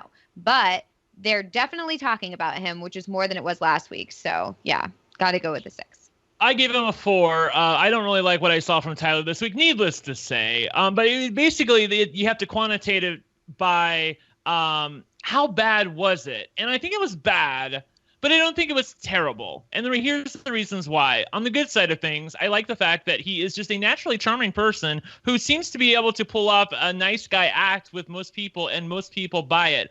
Obviously, the fact that he was lying to Scottie and got caught, I think once or twice, wasn't good, and I don't think it was necessary. So that's, with shooting yourself in your own foot. It's one thing if somebody else does something offensively against you, and then, you have to pay the price for it. But in this case, it was all Tyler's doing. He could have totally changed the outcome here by being honest with Scottie, and he didn't do that. Add to the fact that one person from his alliance is going home again when they don't need to. Taran and I are on record about the fact that we think the power should be used this week, although in fairness, I will say that, when we talked last week, Taran, when we talked sometime, I can't remember when it was, maybe it was on a feed update, when you were talking about whether the power should be used, you thought that Winston and Brett would blow everything up if the power wasn't going to be used. And they haven't, sort of amazingly, which I guess they both feel safe right now. That's the only way I can explain it. Overall, I feel like that Tyler's probably played a pretty average game to below average game. However, he does have a power, and he does have essentially a bye week coming up if something bad happens. And he does have the ability to win comps, and I think he would really grab anybody if he needed to work with him. I know that right now, the one thing he said earlier today that I didn't like, which it's just the fan in me that didn't like it, it's not the gamer in me, is when he said, I love that side being on the wrong side of the votes every time. And it was sort of a bitchy comment. And I can see myself saying something like that if I was in the house. But just because I'm outside the house, I didn't really care for it. But aside from that, I feel like everything else is going okay, but not great. And because of the talents that he has, I feel like he's able to get a 4 for me. Whereas, honestly, anybody else who played as bad as his week went this week, I would probably give a worse score to. But you have to be objective about the pluses on his side of the column, Taran. So are you saying you don't like that kind of comment, or you just don't like it coming from Tyler? Because that seems like it's right up your alley to me. Oh yeah, I don't like it coming from Tyler because he's getting his way too much. Even he's even gonna be able to declare some sort of victory with this vote, even though it's not a victory for you. So all the people who are they're laughing over there at level 6, I love it when that side's on the wrong side. You're losing a player from your side. Shut the hell up and sit down. That's what I want to tell all of them. So yeah, I don't love it coming from Tyler, but if somebody like Haleigh or Rockstar said it, I'd be like, yes, queen, yes. Yes, the chat room pointing out here, Brent gave Brett a 6 and Tyler a 4 this week, so they find that a little inconsistent. Oh, sorry. Wow. I do feel like Tyler made some mistakes this week. That said, he was set up so well from previous weeks that having a bad week this week doesn't really mean that much. He still he essentially just drops from a very crushing position to a position where pretty much everyone else is in the house, in terms of he might get targeted, but he also has some outs, and he also might not get targeted. So I'm definitely not nearly as down on him as you are, Brent. But I will say that I was hovering between 6 and 7. I will say that I feel less good about his ability in the game this week than I did in previous weeks. I talked about how he was a very emotional manipulator and that he didn't have a lot of strategic chops, and I feel like that really showed this week. And I think it's really going to harm him even more in the coming week. So I gave Tyler a 6 as well, and that's where it stands for that. So I had given him a 9 the previous week. Melissa had also given him a 9. We both dropped to 6. Brent gave him a 6, and that dropped to 4. The audience gave Tyler an 8 last week. This week, they have dropped to a 6 as well. So hovering around 6 here. The ultimate price is going to go down from $8 to something lower, probably a 5 or a 6. There it is. $6 is the price for Tyler this week. Interesting stuff. I do still think that he's in one of the best positions in the house, but in terms of this week, it's definitely gone down. So this could be a good time to buy Tyler stock if you feel like he's going to bounce back up, or you can wait and see if he goes even lower. Yes. I know last week you were talking about, is this the lowest that Tyler's going to get? And I'm like, oh no, there's no way. He's going to have a bad week some way. By the way, some people in the chat are asking where, when the audience rates, how is this happening? If you follow Taran's Twitter at Armstrong Taran, he always tweets on the day of the roundtable, usually like 8 hours beforehand, a chart where you can go on and vote. You can give everybody a rating. You can rate all of the house guests in the house, and then that is averaged in, and so you are actually a part of the rating. So I encourage everybody to follow Taran's Twitter if you want to make sure that if you're not following Taran's Twitter, what the hell are you doing, man? Exactly. I don't know. That's why I have no sympathy. If you're not following, then whatever, that's fine. So let's move on to Kaitlyn, who has, I don't know if her position has really gone down that much, but it's definitely gone down some, and also just like our estimation of her sanity, I think, has gone down. I bought Kaitlyn stock last week. I have a share of Kaitlyn because I felt like, despite the crazy move, I felt like she was going to be intricately linked with Tyler. That was going to do well for her. Mm-hmm. She was kind of protected on both sides, but really her contentiousness with Tyler throughout the week is putting her in serious jeopardy because her alliance doesn't like her very much. Tyler's not going to protect her anymore. In fact, Tyler's talking about going after her, getting rid of her, because he just can't take it anymore.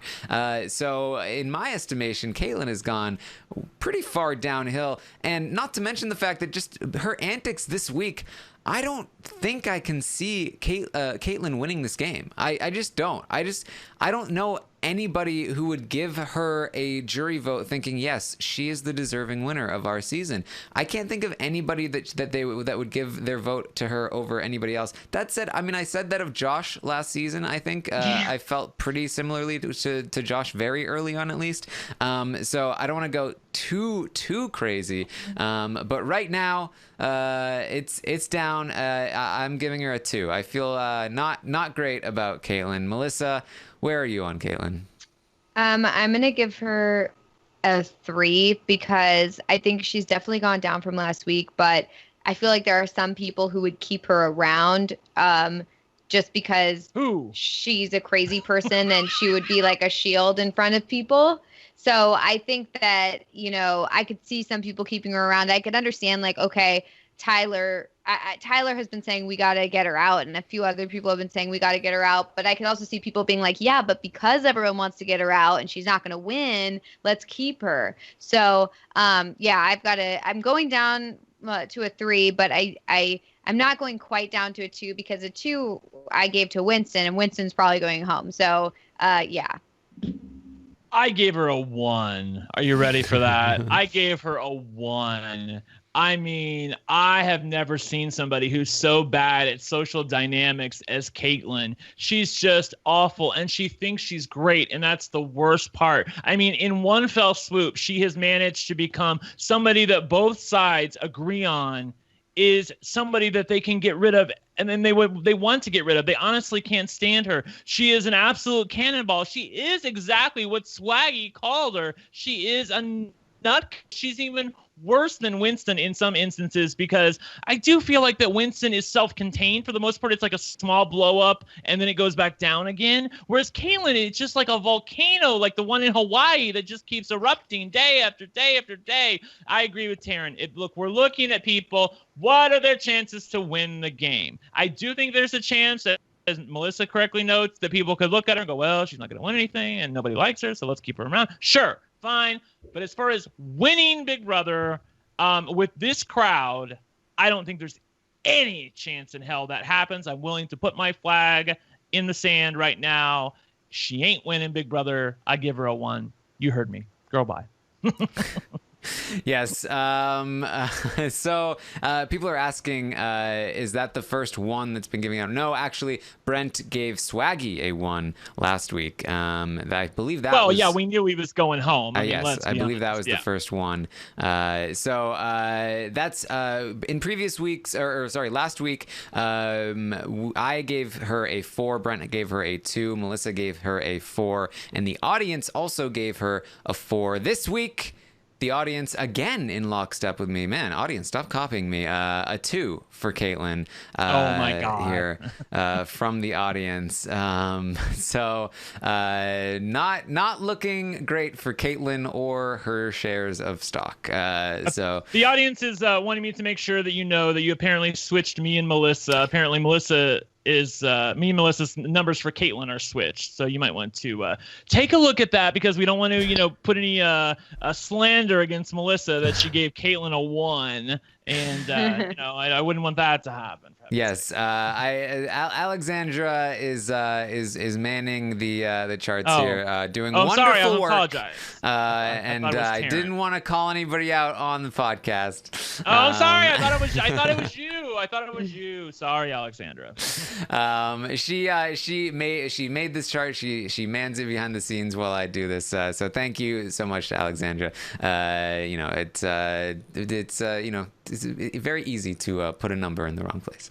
All right, so let's move on to Angela. Let's talk about Angela. Has Angela done anything yet to make us think anything differently of Angela? Brent? Can I ask a question? This is the only person I don't have a rating for. What did I give her last week? You gave her a 4. Yes, you gave her a 4. I'm going to give her a 3. And this is the reason why. As Melissa correctly notes, she was just utterly god-awful when she was talking with Scottie in the HOH room, had nothing substantive to say. It was really terrible. I thought, well, maybe there's a diamond in the rough there, that once she gets into the game and she understands what's going on. But no, now Scottie wins HOH. You don't know what he's going to do. He could have nominated them. He could have nominated Angela. And instead, she's not trying to throw the blame anywhere besides Rockstar, and that was really feeble at best. So I don't have much confidence in her ability whatsoever. I didn't know what to give her because she is just so boring. And I know that there are some people out there who are like, well, don't come after Angela and Kaycee, because, they're doing exactly what Rob says to do, which is, go to sleep for the first part of the game. I feel like there's going to sleep and then there's not playing the game. And I feel like that Kaycee is going to sleep and making bonds with people, and she is playing the game, behind the scenes, but I don't feel like Angela really is. Angela thinks she's on like summer vacation, man. It's a 3 for me. Melissa. Yeah, I'm gonna give her a 4, because I guess last week I gave her a 5, and I agree with Brent and everything he said, that she just was terrible in that conversation with Scottie and didn't even seem to try to like bond with him or anything like that, or even give him a reason not to nominate her. So yeah, like Brent said, I really thought that maybe there was a chance she could actually be a player and just be falling asleep for the first part of the game, just like as part of her strategy. And maybe that's still the case, but at this point it's looking really unlikely, and it just kind of looks like she doesn't know how to play and doesn't really care. So yeah, I'm just going to give her a 4. All right. I feel pretty similarly to her as I did last week. I really don't feel like I need to change the rating. I gave her a 4 last week. I feel pretty similarly this week. I feel like she does have the potential to go up from here, but she just hasn't been doing much to improve her own standing. She is relatively safe for the time being, but she could also just get picked off, just because, hey, people put up Brett again, and then he won the veto, and then Angela goes home. Like, she's not doing anything to protect herself from any kind of stuff like that. So a 4 for me, and that's where I have Angela. Last week, the audience gave Angela a 4. This week, they also gave her a 4. There you go. Oh my God. I really think it's very apropos that the person that we honestly think resembles the furniture is the person that during the preseason we called Alegna. I mean, for those of you who don't know, for those of you that weren't there for that podcast, Rob was working with the new system, and he had Angela's picture up on the board, but it was reversed. It was mirrored. And so instead of Angela, it read Alegna. Good times. You needed to be there for it. But honestly, I think it couldn't have happened to a more apropos person, because she is an Alegna. She's just like, why is she even there? It's such bizarre casting. Someone said that in the chat earlier, and I agree with them. I don't understand how these people, this kind of person. I understand how Kaitlyn gets on the show or Sam gets on the show. I understand that. I don't understand how someone like Angela gets on the show. She's just, even at her most excited, I feel like she is utterly boring. Okay, I'll stop bitching about her. Sorry. All right, let's move on to Fessy. Last week I said I feel like Fessy might be the worst player in the house. I will amend that. He's not the worst player in the house because Kaitlyn is, but he's still very bad. He still has no idea what he's doing. He's still almost letting secrets out of the bag. He's all over the place. That said, his position has maybe slightly improved this week. I think he didn't go home this week. That's good. It was looking like he might last week. One of the bros is getting taken out. That's good. Scottie's made himself a target. That's good for Fessy. He found out about Bayleigh's power. That's good for Fessy. Lots of things going on around him that are good. He's in a very fortunate circle. It's kind of like the opposite of Brett, where I feel like Fessy is probably like a base level of like a 2, maybe a 3. But like fortunate things are happening around him right now, and that's looking positive for him. I gave him a 2 last week. I'm going to up him to a 3 this week. Things not quite as bad for Fessy this week. Brent, it looks like you're in agreement. I am in agreement. I gave him a 3 as well. I mean, you're asking me, does this person have a chance to win the game? I mean, I suppose in a very specific universe where the sides start warring against each other, and he's seen as a bit of a doofus who can't do anything, and somehow makes his way to the end, and he's seen as the nice guy but basically the Josh to somebody else's strategist. He could possibly win the game there, but I don't think in any real world that we live in, he's going to get to the end of the game. Because the competitions that Big Brother has do not favor a guy like him. It's amazing that he thinks he's a lock to win endurance, when I honestly think that's probably the worst competition for him. He needs to be praying for some of these luck competitions or some of these question competitions, because he was at least serviceable on that. I think he made it to the final 4 on the video question competition, which, Tyler didn't even do that. So again, can he win the game? No. He's pretty dumb about the game. He is learning, so I enjoy that. He's fun to look at. I know everybody was thirsty for him coming out of that veto competition because he had that white shirt on. He looked like he came out of the cast of Mamma Mia. But other than that, I don't think there's like a lot to like about his game. So it's a 3 for me, and it's really almost a 2. But this week couldn't have gone better for him, so I'm going to give him a 3. I'm going to give Fessy a 4, and I think it's because I see. First of all, like you guys said, his position has improved a bit this week, but also because I do see that he seems to be kind of somewhat learning the game, and I could see a situation where he picks it up on the way and he becomes better and better, and and by the end he's, he understands it, or at least has a basic understanding of it, because especially I started to notice that when Bayleigh told him that she has the power and was like, I'm going to go tell Scottie. And he's like, don't tell anybody. And he hasn't told anybody. And I think that that already shows that he's learning bit by bit. And so that gives me some hope that for him in the future. So, yeah, I'm going to give him a 4. Yeah, I really like that, by the way. And thank you for bringing that up. I forgot the fact that we were certain that he was going to tell somebody. I think the reason why he didn't tell anybody about Bayleigh's power is because of the fact that he has been effectively blindsided 2 weeks in a row. First with Steve, and then secondly with Swaggy going up on the block. And this is his own thing with Bayleigh. I mean, I'm sure he thinks of it as his when he's talking about it, but it is his right now because he's the only one who knows about it other than Bayleigh. And I think he wants to hold on to a security blanket. Like, I don't know much of what's happening in this game right now, but I know I have this with her. So I'm going to keep this a secret because once I tell Haleigh and Rockstar, then all of a sudden it's everybody's and the secret's going to get out. So as long as I keep it a secret, so I was glad to see that. And that gives me a little bit of, a small bit of hope about his game. Yes, he did almost spill it. I believe last night. So let's not get ahead of ourselves. But so far, yes. Small hurdles, Tim. Small hurdles. Last week, the audience gave Fessy a 3, as did Melissa. And this week, the audience gave Fessy a 4. So all across the board.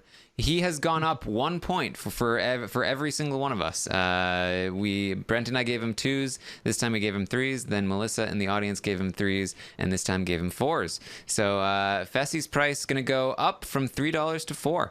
There you go. Next up, let's talk about JC.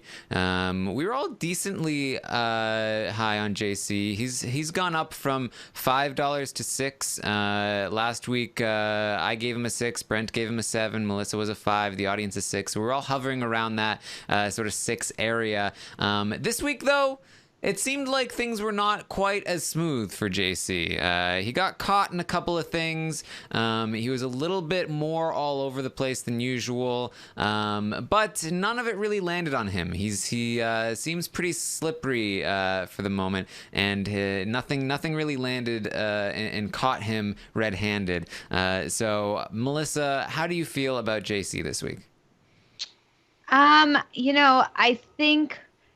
I think he's kind of gone up for me just because I thought that people were going to, like catch on to him or something, but it seems like even when they kind of catch on to him, they're like, oh, it's just JC, or, oh, we still can get JC. Like, it seems that people still don't quite see him as some sort of like scary entity in the game. And I think that that's good for him because I don't really see people targeting him anytime soon.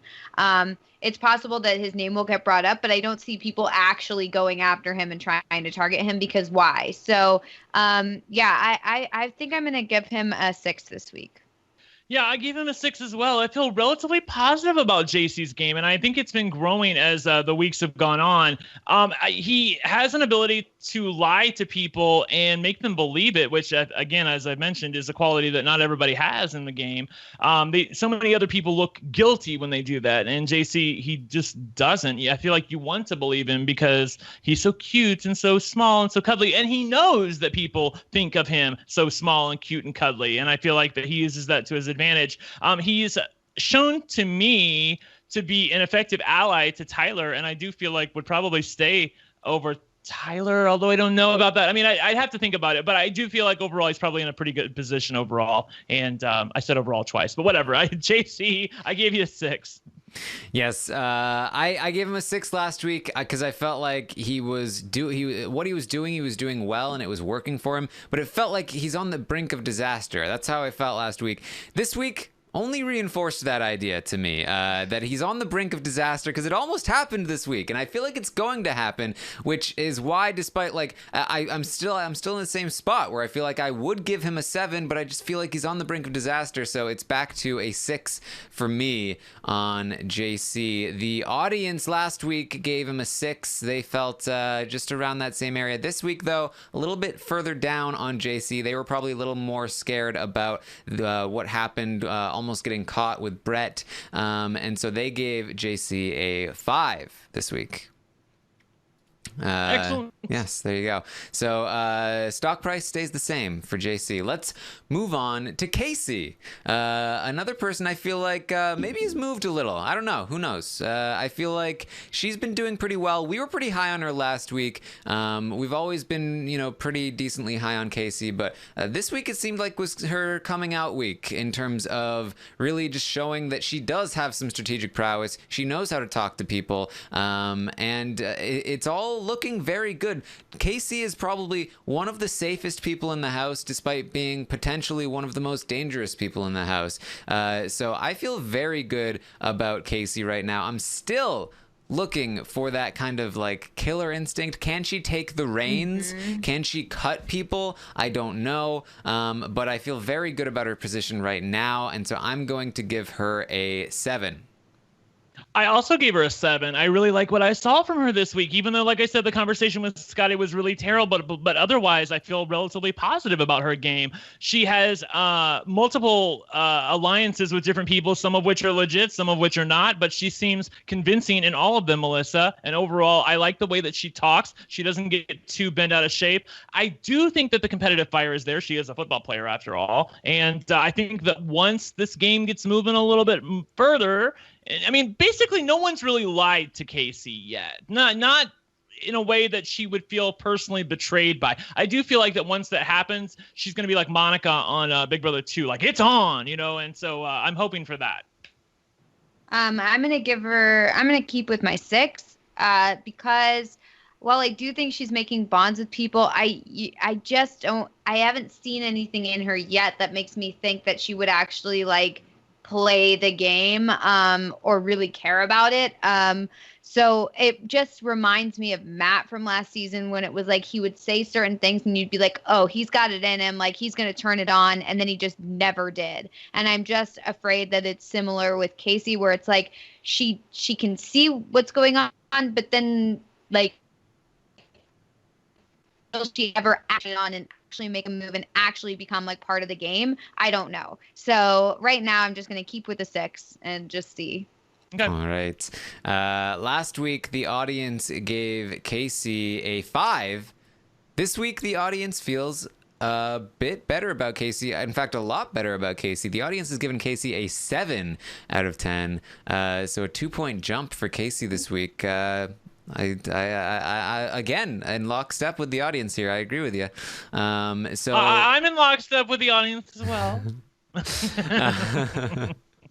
I think there's only been 2, Scottie and Fessy, that I've been different on the audience on so far.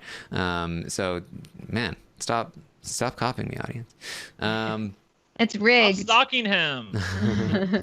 The audience is looking at me like I had a dream, Taran, about. Right. All right. It started with T. It was the blonde, scrawny guy. Okay. So let's talk about Rachel. Rachel up next here. We've been pretty high on Rachel so far. She was at $7 the first week, then went down to $6 last week. But I don't really see any reason to drop Rachel any further than she is. I feel like pretty decent about her position. I do feel like she's the stronger of the two when you're talking about Angela and Rachel.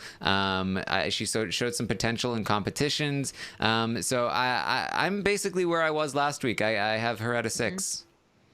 Yeah, I'm going to keep her at a 6 as well because I didn't see anything that really changed my mind in any way. I don't think she did worse. I don't think she did better. So yeah, it's just very even.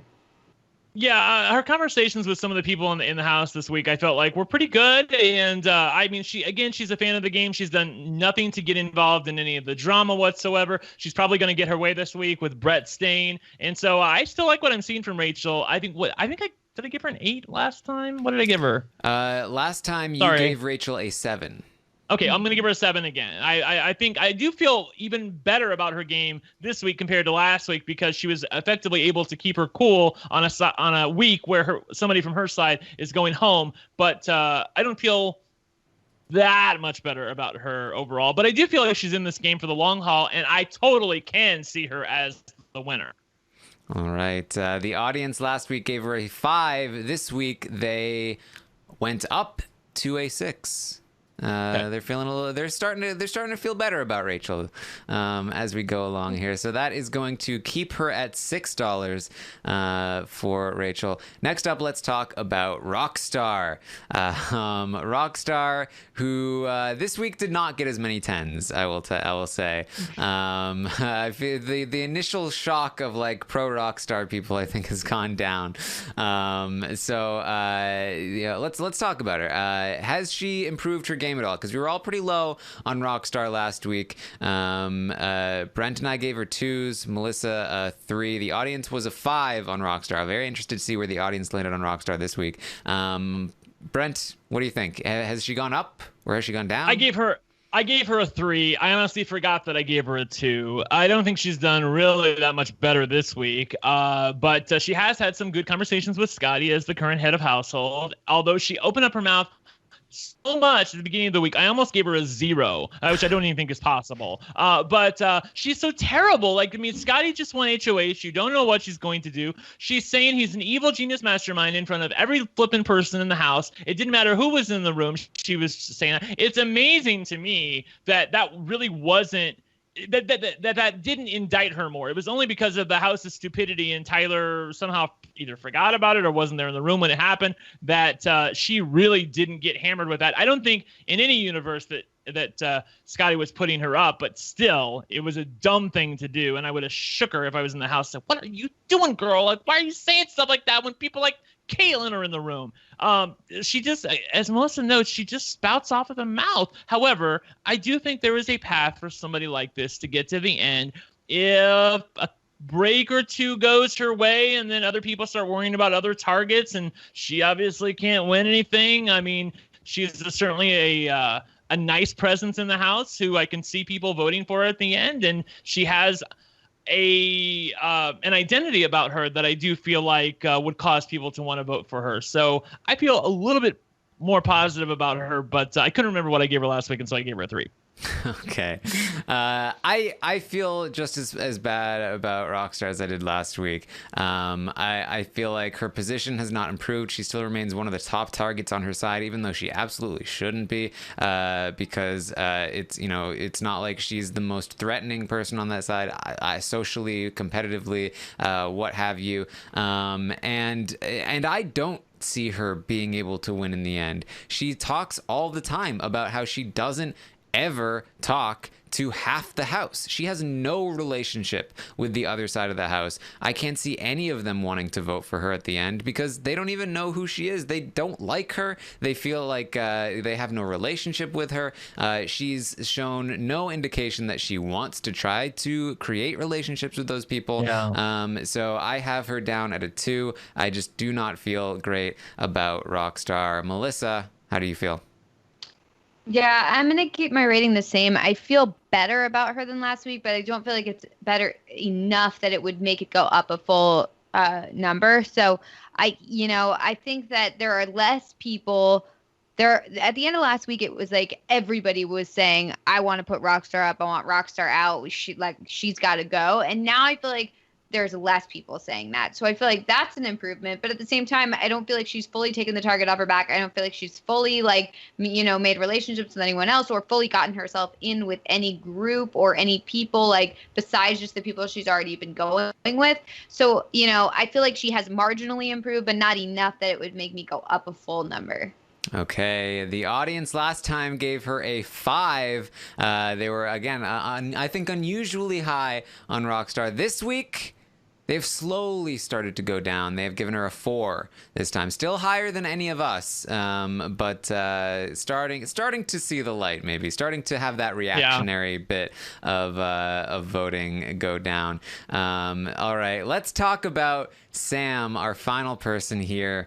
Sam, who, are many people targeting her? No. Is she even playing the game Also, No.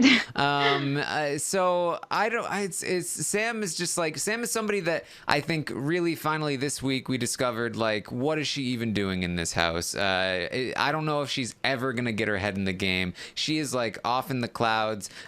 She's on Christmas's medication. Like I don't know what happened here, but something has gone wrong with Sam. Brent, she's related to Christmas. Yes, tell me about Sam here. I give her a 2, and I do feel like in some ways that I'm probably being too hard on her because I suppose there's a path for her to win, but I just don't see any evidence that this person can play the game long term. I think there's actually a better than 0 chance that she quits, honestly.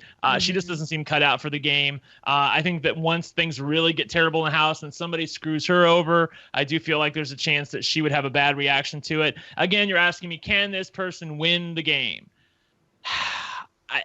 I mean, there's again, it's like with Festi. There is a universe I can go to that's happened in like one reality TV show that this person, somebody like her, like a Jordan, could win the game. Somebody who's not really playing the game at all, who's just a country bumpkin, who somehow makes it to the end and is against somebody who's totally hated. And they're like, oh, fine, we'll give her the money, even though she didn't really play the game.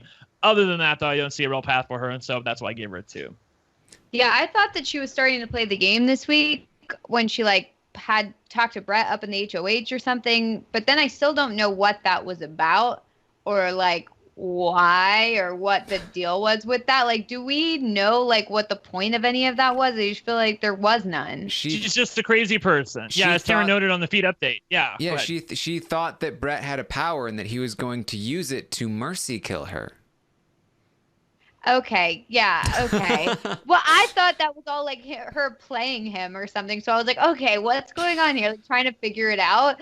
But apparently she just thought he had a power. Okay, well then, yeah, I have no idea what she's doing. I'm gonna give her. I gave her a 4 last week, so I'm gonna give her a 3 this week, just because I don't think she's a Winston level bad where it's she's gonna leave the house this week or next week, but I just don't know what's going on, and I don't think she knows what's going on either. So yeah, I gave her such a bad score, Taran, and just to make it clear with the chat, I don't think she's leaving anytime soon. In fact, I think she's in it for the long haul at this point. I think it's likely that we're going to be looking her at the final 5 at worst. At final 5 is, I feel like, the worst she can do at this point. But overall, again, you're asking me for a winner, and there's just no way.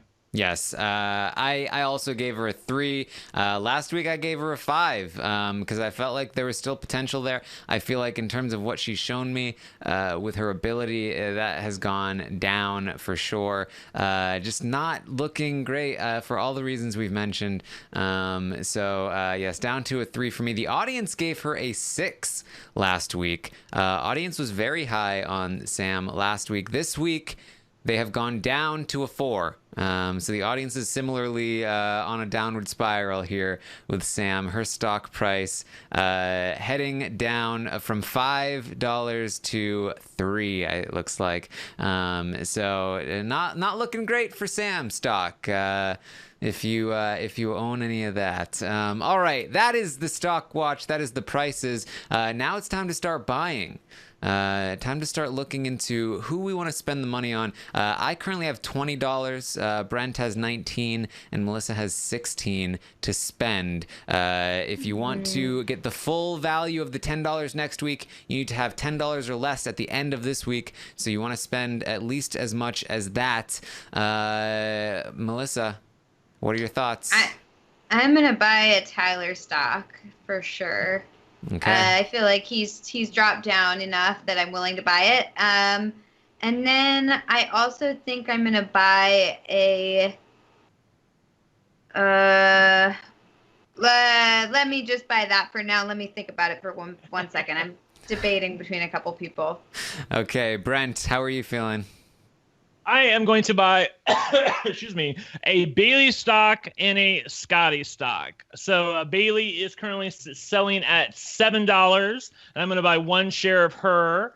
And that's odd because the last 2 weeks she was at $5 and I didn't buy her then. So, but you know, but I know we all missed our chance. Yeah, we missed our chance. I should have bought her. Yeah, and Scottie is currently selling at $4. And although I do think that things don't look good in the short term for him, I do think that if he's able to get over a rough patch, that things probably look good long term for him. And I always have faith in a player like this to win their way to the end if they can make it to the final 7 or final 6 or something like that. So given where things currently stand in the house and the fact that his side of the house has a power that could possibly keep them safe, I'm going to buy Scottie and I'm going to buy Bayleigh. That is $11. I currently have 19, so that leaves me with 8 going into next week.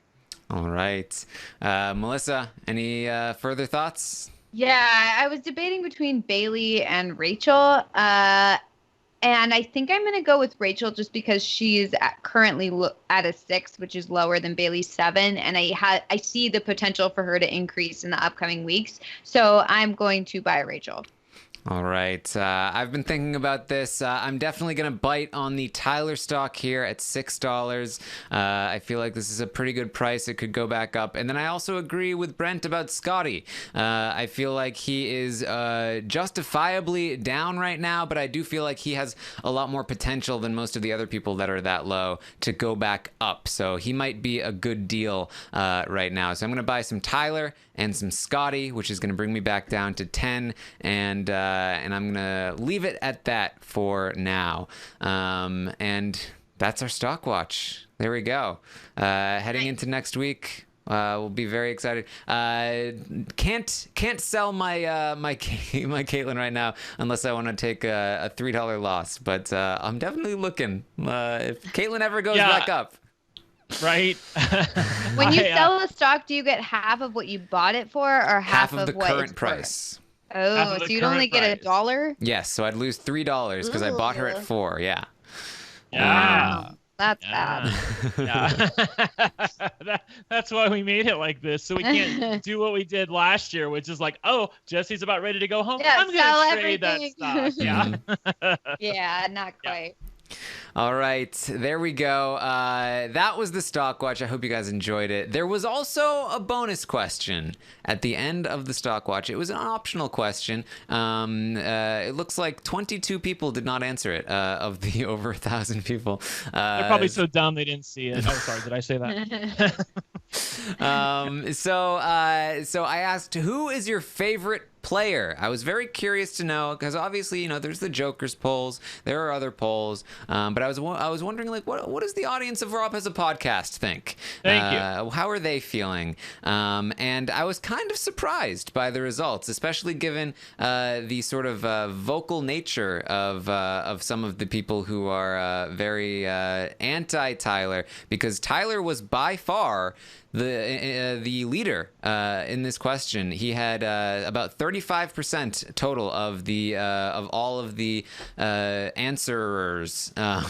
So yes, Tyler by far the most popular player in our audience at the moment. I mean, I feel like in some ways that's a reflection of the fact that it's been the Tyler show for the last few weeks, and the fact that everybody else's votes are going to go scattershot all over the place. Whereas with, everybody knows that there is a viable contingent behind Tyler. Like if you vote for Tyler, it's likely that your vote is going to end up in the top 3 somewhere. So I feel like in some ways that's what's happening. I would be very surprised if that continues to happen, like say 3 weeks from now.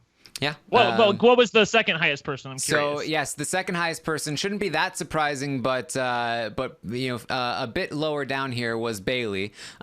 She had about 12% of the vote, so almost about a third of what Tyler got. Right. But probably on the rise, I would imagine. It'll be interesting to track what happens next week with this. But really, it was Tyler, and then Bayleigh, and Haleigh was actually pretty close to Bayleigh as well with 9%. And then you got people like Scottie and Rockstar, and basically everyone else was splitting, between 5 and 7%. Nobody was really standing out. As I mentioned, Winston last with 6 votes. Right. Fessy, I believe, was second to last with 12 total votes and 1% of 1.1% of the vote. So they were the standout, and Angela with 15 votes. Those were the 3 that were they're like tiny little slivers on this pie chart, and everyone else is about equal with Haleigh and Bayleigh just slightly ahead of the others, and then Tyler with a massive lead. So that is the current state of the favorites in the house for the Rob as a podcast audience, or at least the Roundtable audience. So just thought that would be some interesting data for you. Very cool. I like it. Yeah, I do too. I like it. Can you ask that question and maybe another question next week? Yes, for sure. Yeah, asking about the sides, maybe which the side sides, are you rooting for? If the sides still exist, yes, by next week, I will definitely ask that. And if anyone has any ideas for like other questions that you want to have asked, let me know. I don't want to add too many on there. I don't want to make it too complicated, but if there's one that really strikes my fancy, I might put it on the questionnaire. All right, let's start wrapping this up. Let's answer a couple of questions here. Brinley wanted to know, in you guys' opinion, who are the best people for Bayleigh to attempt to align with in the coming weeks? Has she taken steps toward that already? I have mentioned that I feel like hooking up with Tyler would be a very good idea. He is kind of in a vulnerable position right now. In the same way that it's a good idea to maybe buy Tyler's stock right now, might also be a good idea to sort of like offer a hand to Tyler and be like, hey, maybe we can work together and become. I think Kaycee as well. Yes. Well, I honestly, I feel like Tyler's a more valuable ally than Kaycee, because Kaycee is going to do what Tyler says anyway. And so like if Kaycee is the one close to Bayleigh, then Tyler might see that like as like, oh, she's still kind of a threat to me. Whereas if Tyler can feel like he has a good connection with Bayleigh, I think that he has the ability to keep her safe with all of the level 6 people at all times, which means she would be good with the entire house. And she wouldn't even need to do that much. And then if anything goes wrong, or if the time comes towards the final 8 when she needs to stab Tyler in the back, she's got a power to do so. And if she's with Tyler and he's protecting her, she won't need to use the power to protect herself before that. So I do feel like that is the most valuable play. She has kind of made strides toward that. I don't know if she's going to follow through, but I do feel like that would be a very savvy move for her moving forward. Yeah, I think so too. I also think that she's also a bit of a chameleon to me. Like she's able to insert herself into most conversations that I feel like other people might feel a little bit more awkward being a part of. So I am hopeful, as noted by the fact that I gave her a relatively good rating and also bought her stock. I'm really excited to see what happens with her overall in the long term. And I would also like to dissuade any notion that I intentionally give people bad ratings in order to buy their stock at a later time. Girl, please, I don't do that. Who would do that? Oh, yes. I forgot to mention, in case anyone forgot, Brent owns, because I made fun of myself for owning for owning one share of Kaitlyn. Brent owns 3 shares of Rockstar stock. I got that locked up, baby. That is locked up. No one's coming for me on that one. I got my flag in the sand just like I did with Josh, and y'all laughed at me. So... we'll see. We'll see who's laughing. We will see. So another question from Sammy. If somebody outside of Faute wins the next HOH, should Bayleigh risk keeping the power or go all in and try to shake it up? What should Bayleigh do next week? Obviously, we know that Sam has the power to negate anything that happens. So obviously, we know that Bayleigh should not use the power next week, no matter what, because it will be erased anyway. But let's assume that either Sam uses the power this week or Sam's power doesn't exist, because obviously she doesn't expect it to be played next week. She thinks that it expires this week. If you didn't know about Sam's power and somebody outside of the Alliance won the HOH, you knew they were going to target 2 people from Faute, but it wasn't going to be you. Do you think Bayleigh should use her power and switch up the nominations? Melissa, how do you feel? I don't think so. I think she should wait until she needs to use it. I think she should keep it. I mean, the fact that she can keep it for a longer period of time, I think she should just keep it. Yeah, and I also think she should keep it. But the problem is that if Fessy feels like he's going to be nominated, and I do feel like there's, if let's be honest, if the level 6 side of things wins, I do think there's a chance that Fessy could be a nominee. And he might feel really nervous about that she might feel guilty enough to want to use the power. Obviously, I don't think she should. If she's not going to go on the block, and ignoring the fact that there's a buyback week, I do feel like that she should hold it and try to integrate herself even more. Again, I know that some people don't like it because right now things stand as, it's level 6 and there's Faute, and then that's basically it. But as Faute loses another player or two, level 6 will start to distrust themselves and they'll start to implode. I mean, frankly, it's too big of an alliance to go all the way to the final 6 and then, fight amongst themselves, which is what they always say. So I look forward to that, and I do think that Bayleigh can insert herself in that when the time comes. But the trick is going to be being there for when that time comes, and hopefully that power can get her to that point.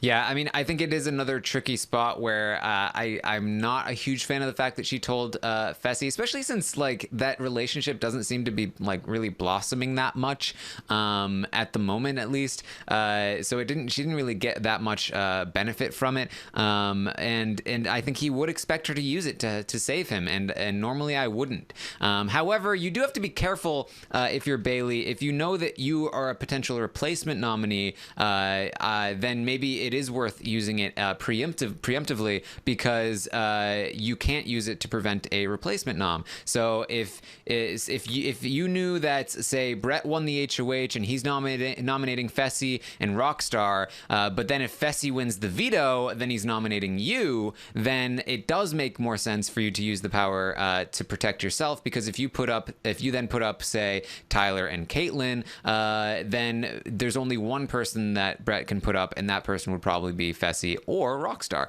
So you kind of move down the target list. So that's something that you'd want to try to figure out ahead of time. But again, because Fessy knows that you have it, he'll expect it to use it on you to use it on him, and if you don't, then he might out you. And so there's a lot of tricky stuff to get at. That's what you talked about.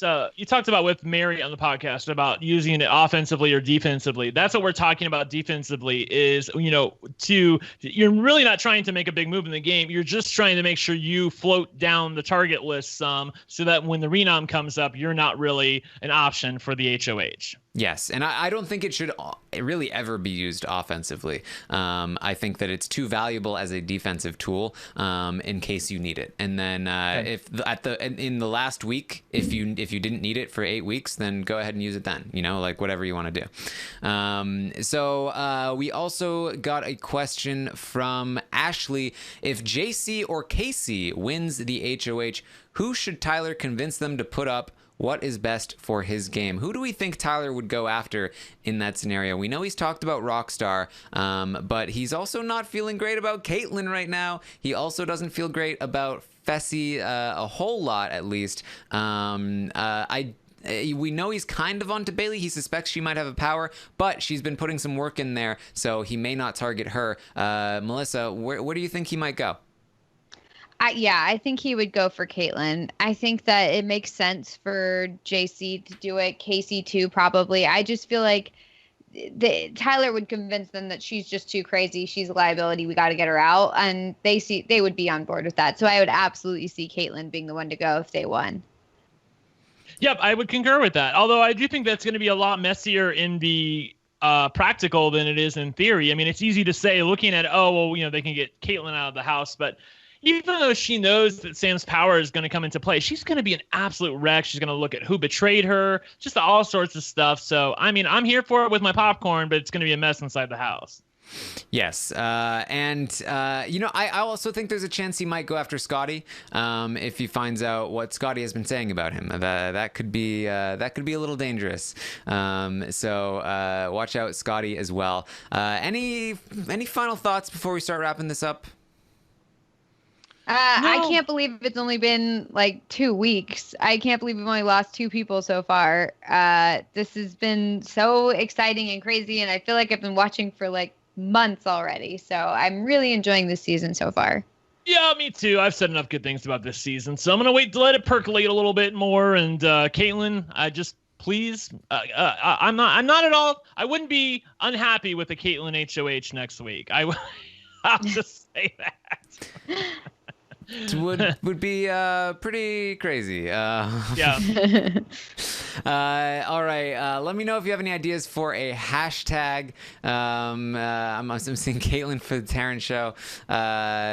Let me know if you have any other ones as well. So are there other choices that are in play here? Yeah. Make sure you check out the Taran show this week. I talked to Maddie from Big Brother Canada 6. I had a great conversation with her. It was the 50th episode of the Taran show. Very exciting stuff. So check that out. Of course, I will be live tomorrow morning at 10 a.m. Eastern to update you on everything happening on the live feeds. And then tomorrow night, we will have a recap podcast for the Wednesday night episode. And then Thursday, of course, we'll be live after the live eviction for Big Brother 20. Lots of fun stuff going on. Anything you guys got going on? No. This is it, man. It's my only gig. There you go. Make sure you also check me out on Twitch, Taran Armstrong. Good stuff there. Make sure you follow us on Twitter. I'm at Armstrong Taran. Again, if you want to vote in the Stockwatch poll, rate these players, make sure you're following me on Twitter. Find that link. And Brent is at One Lucky Gay. Melissa is at It's Melissa with 3 A's. And man, all the hashtags are about Kaitlyn. And you. Let's forgot to add that part. Let's do hashtag validate me. I like that. I think that's a good one. All right. For Brent and Melissa, I am Taran Armstrong. Hashtag validate me. We'll see you next time.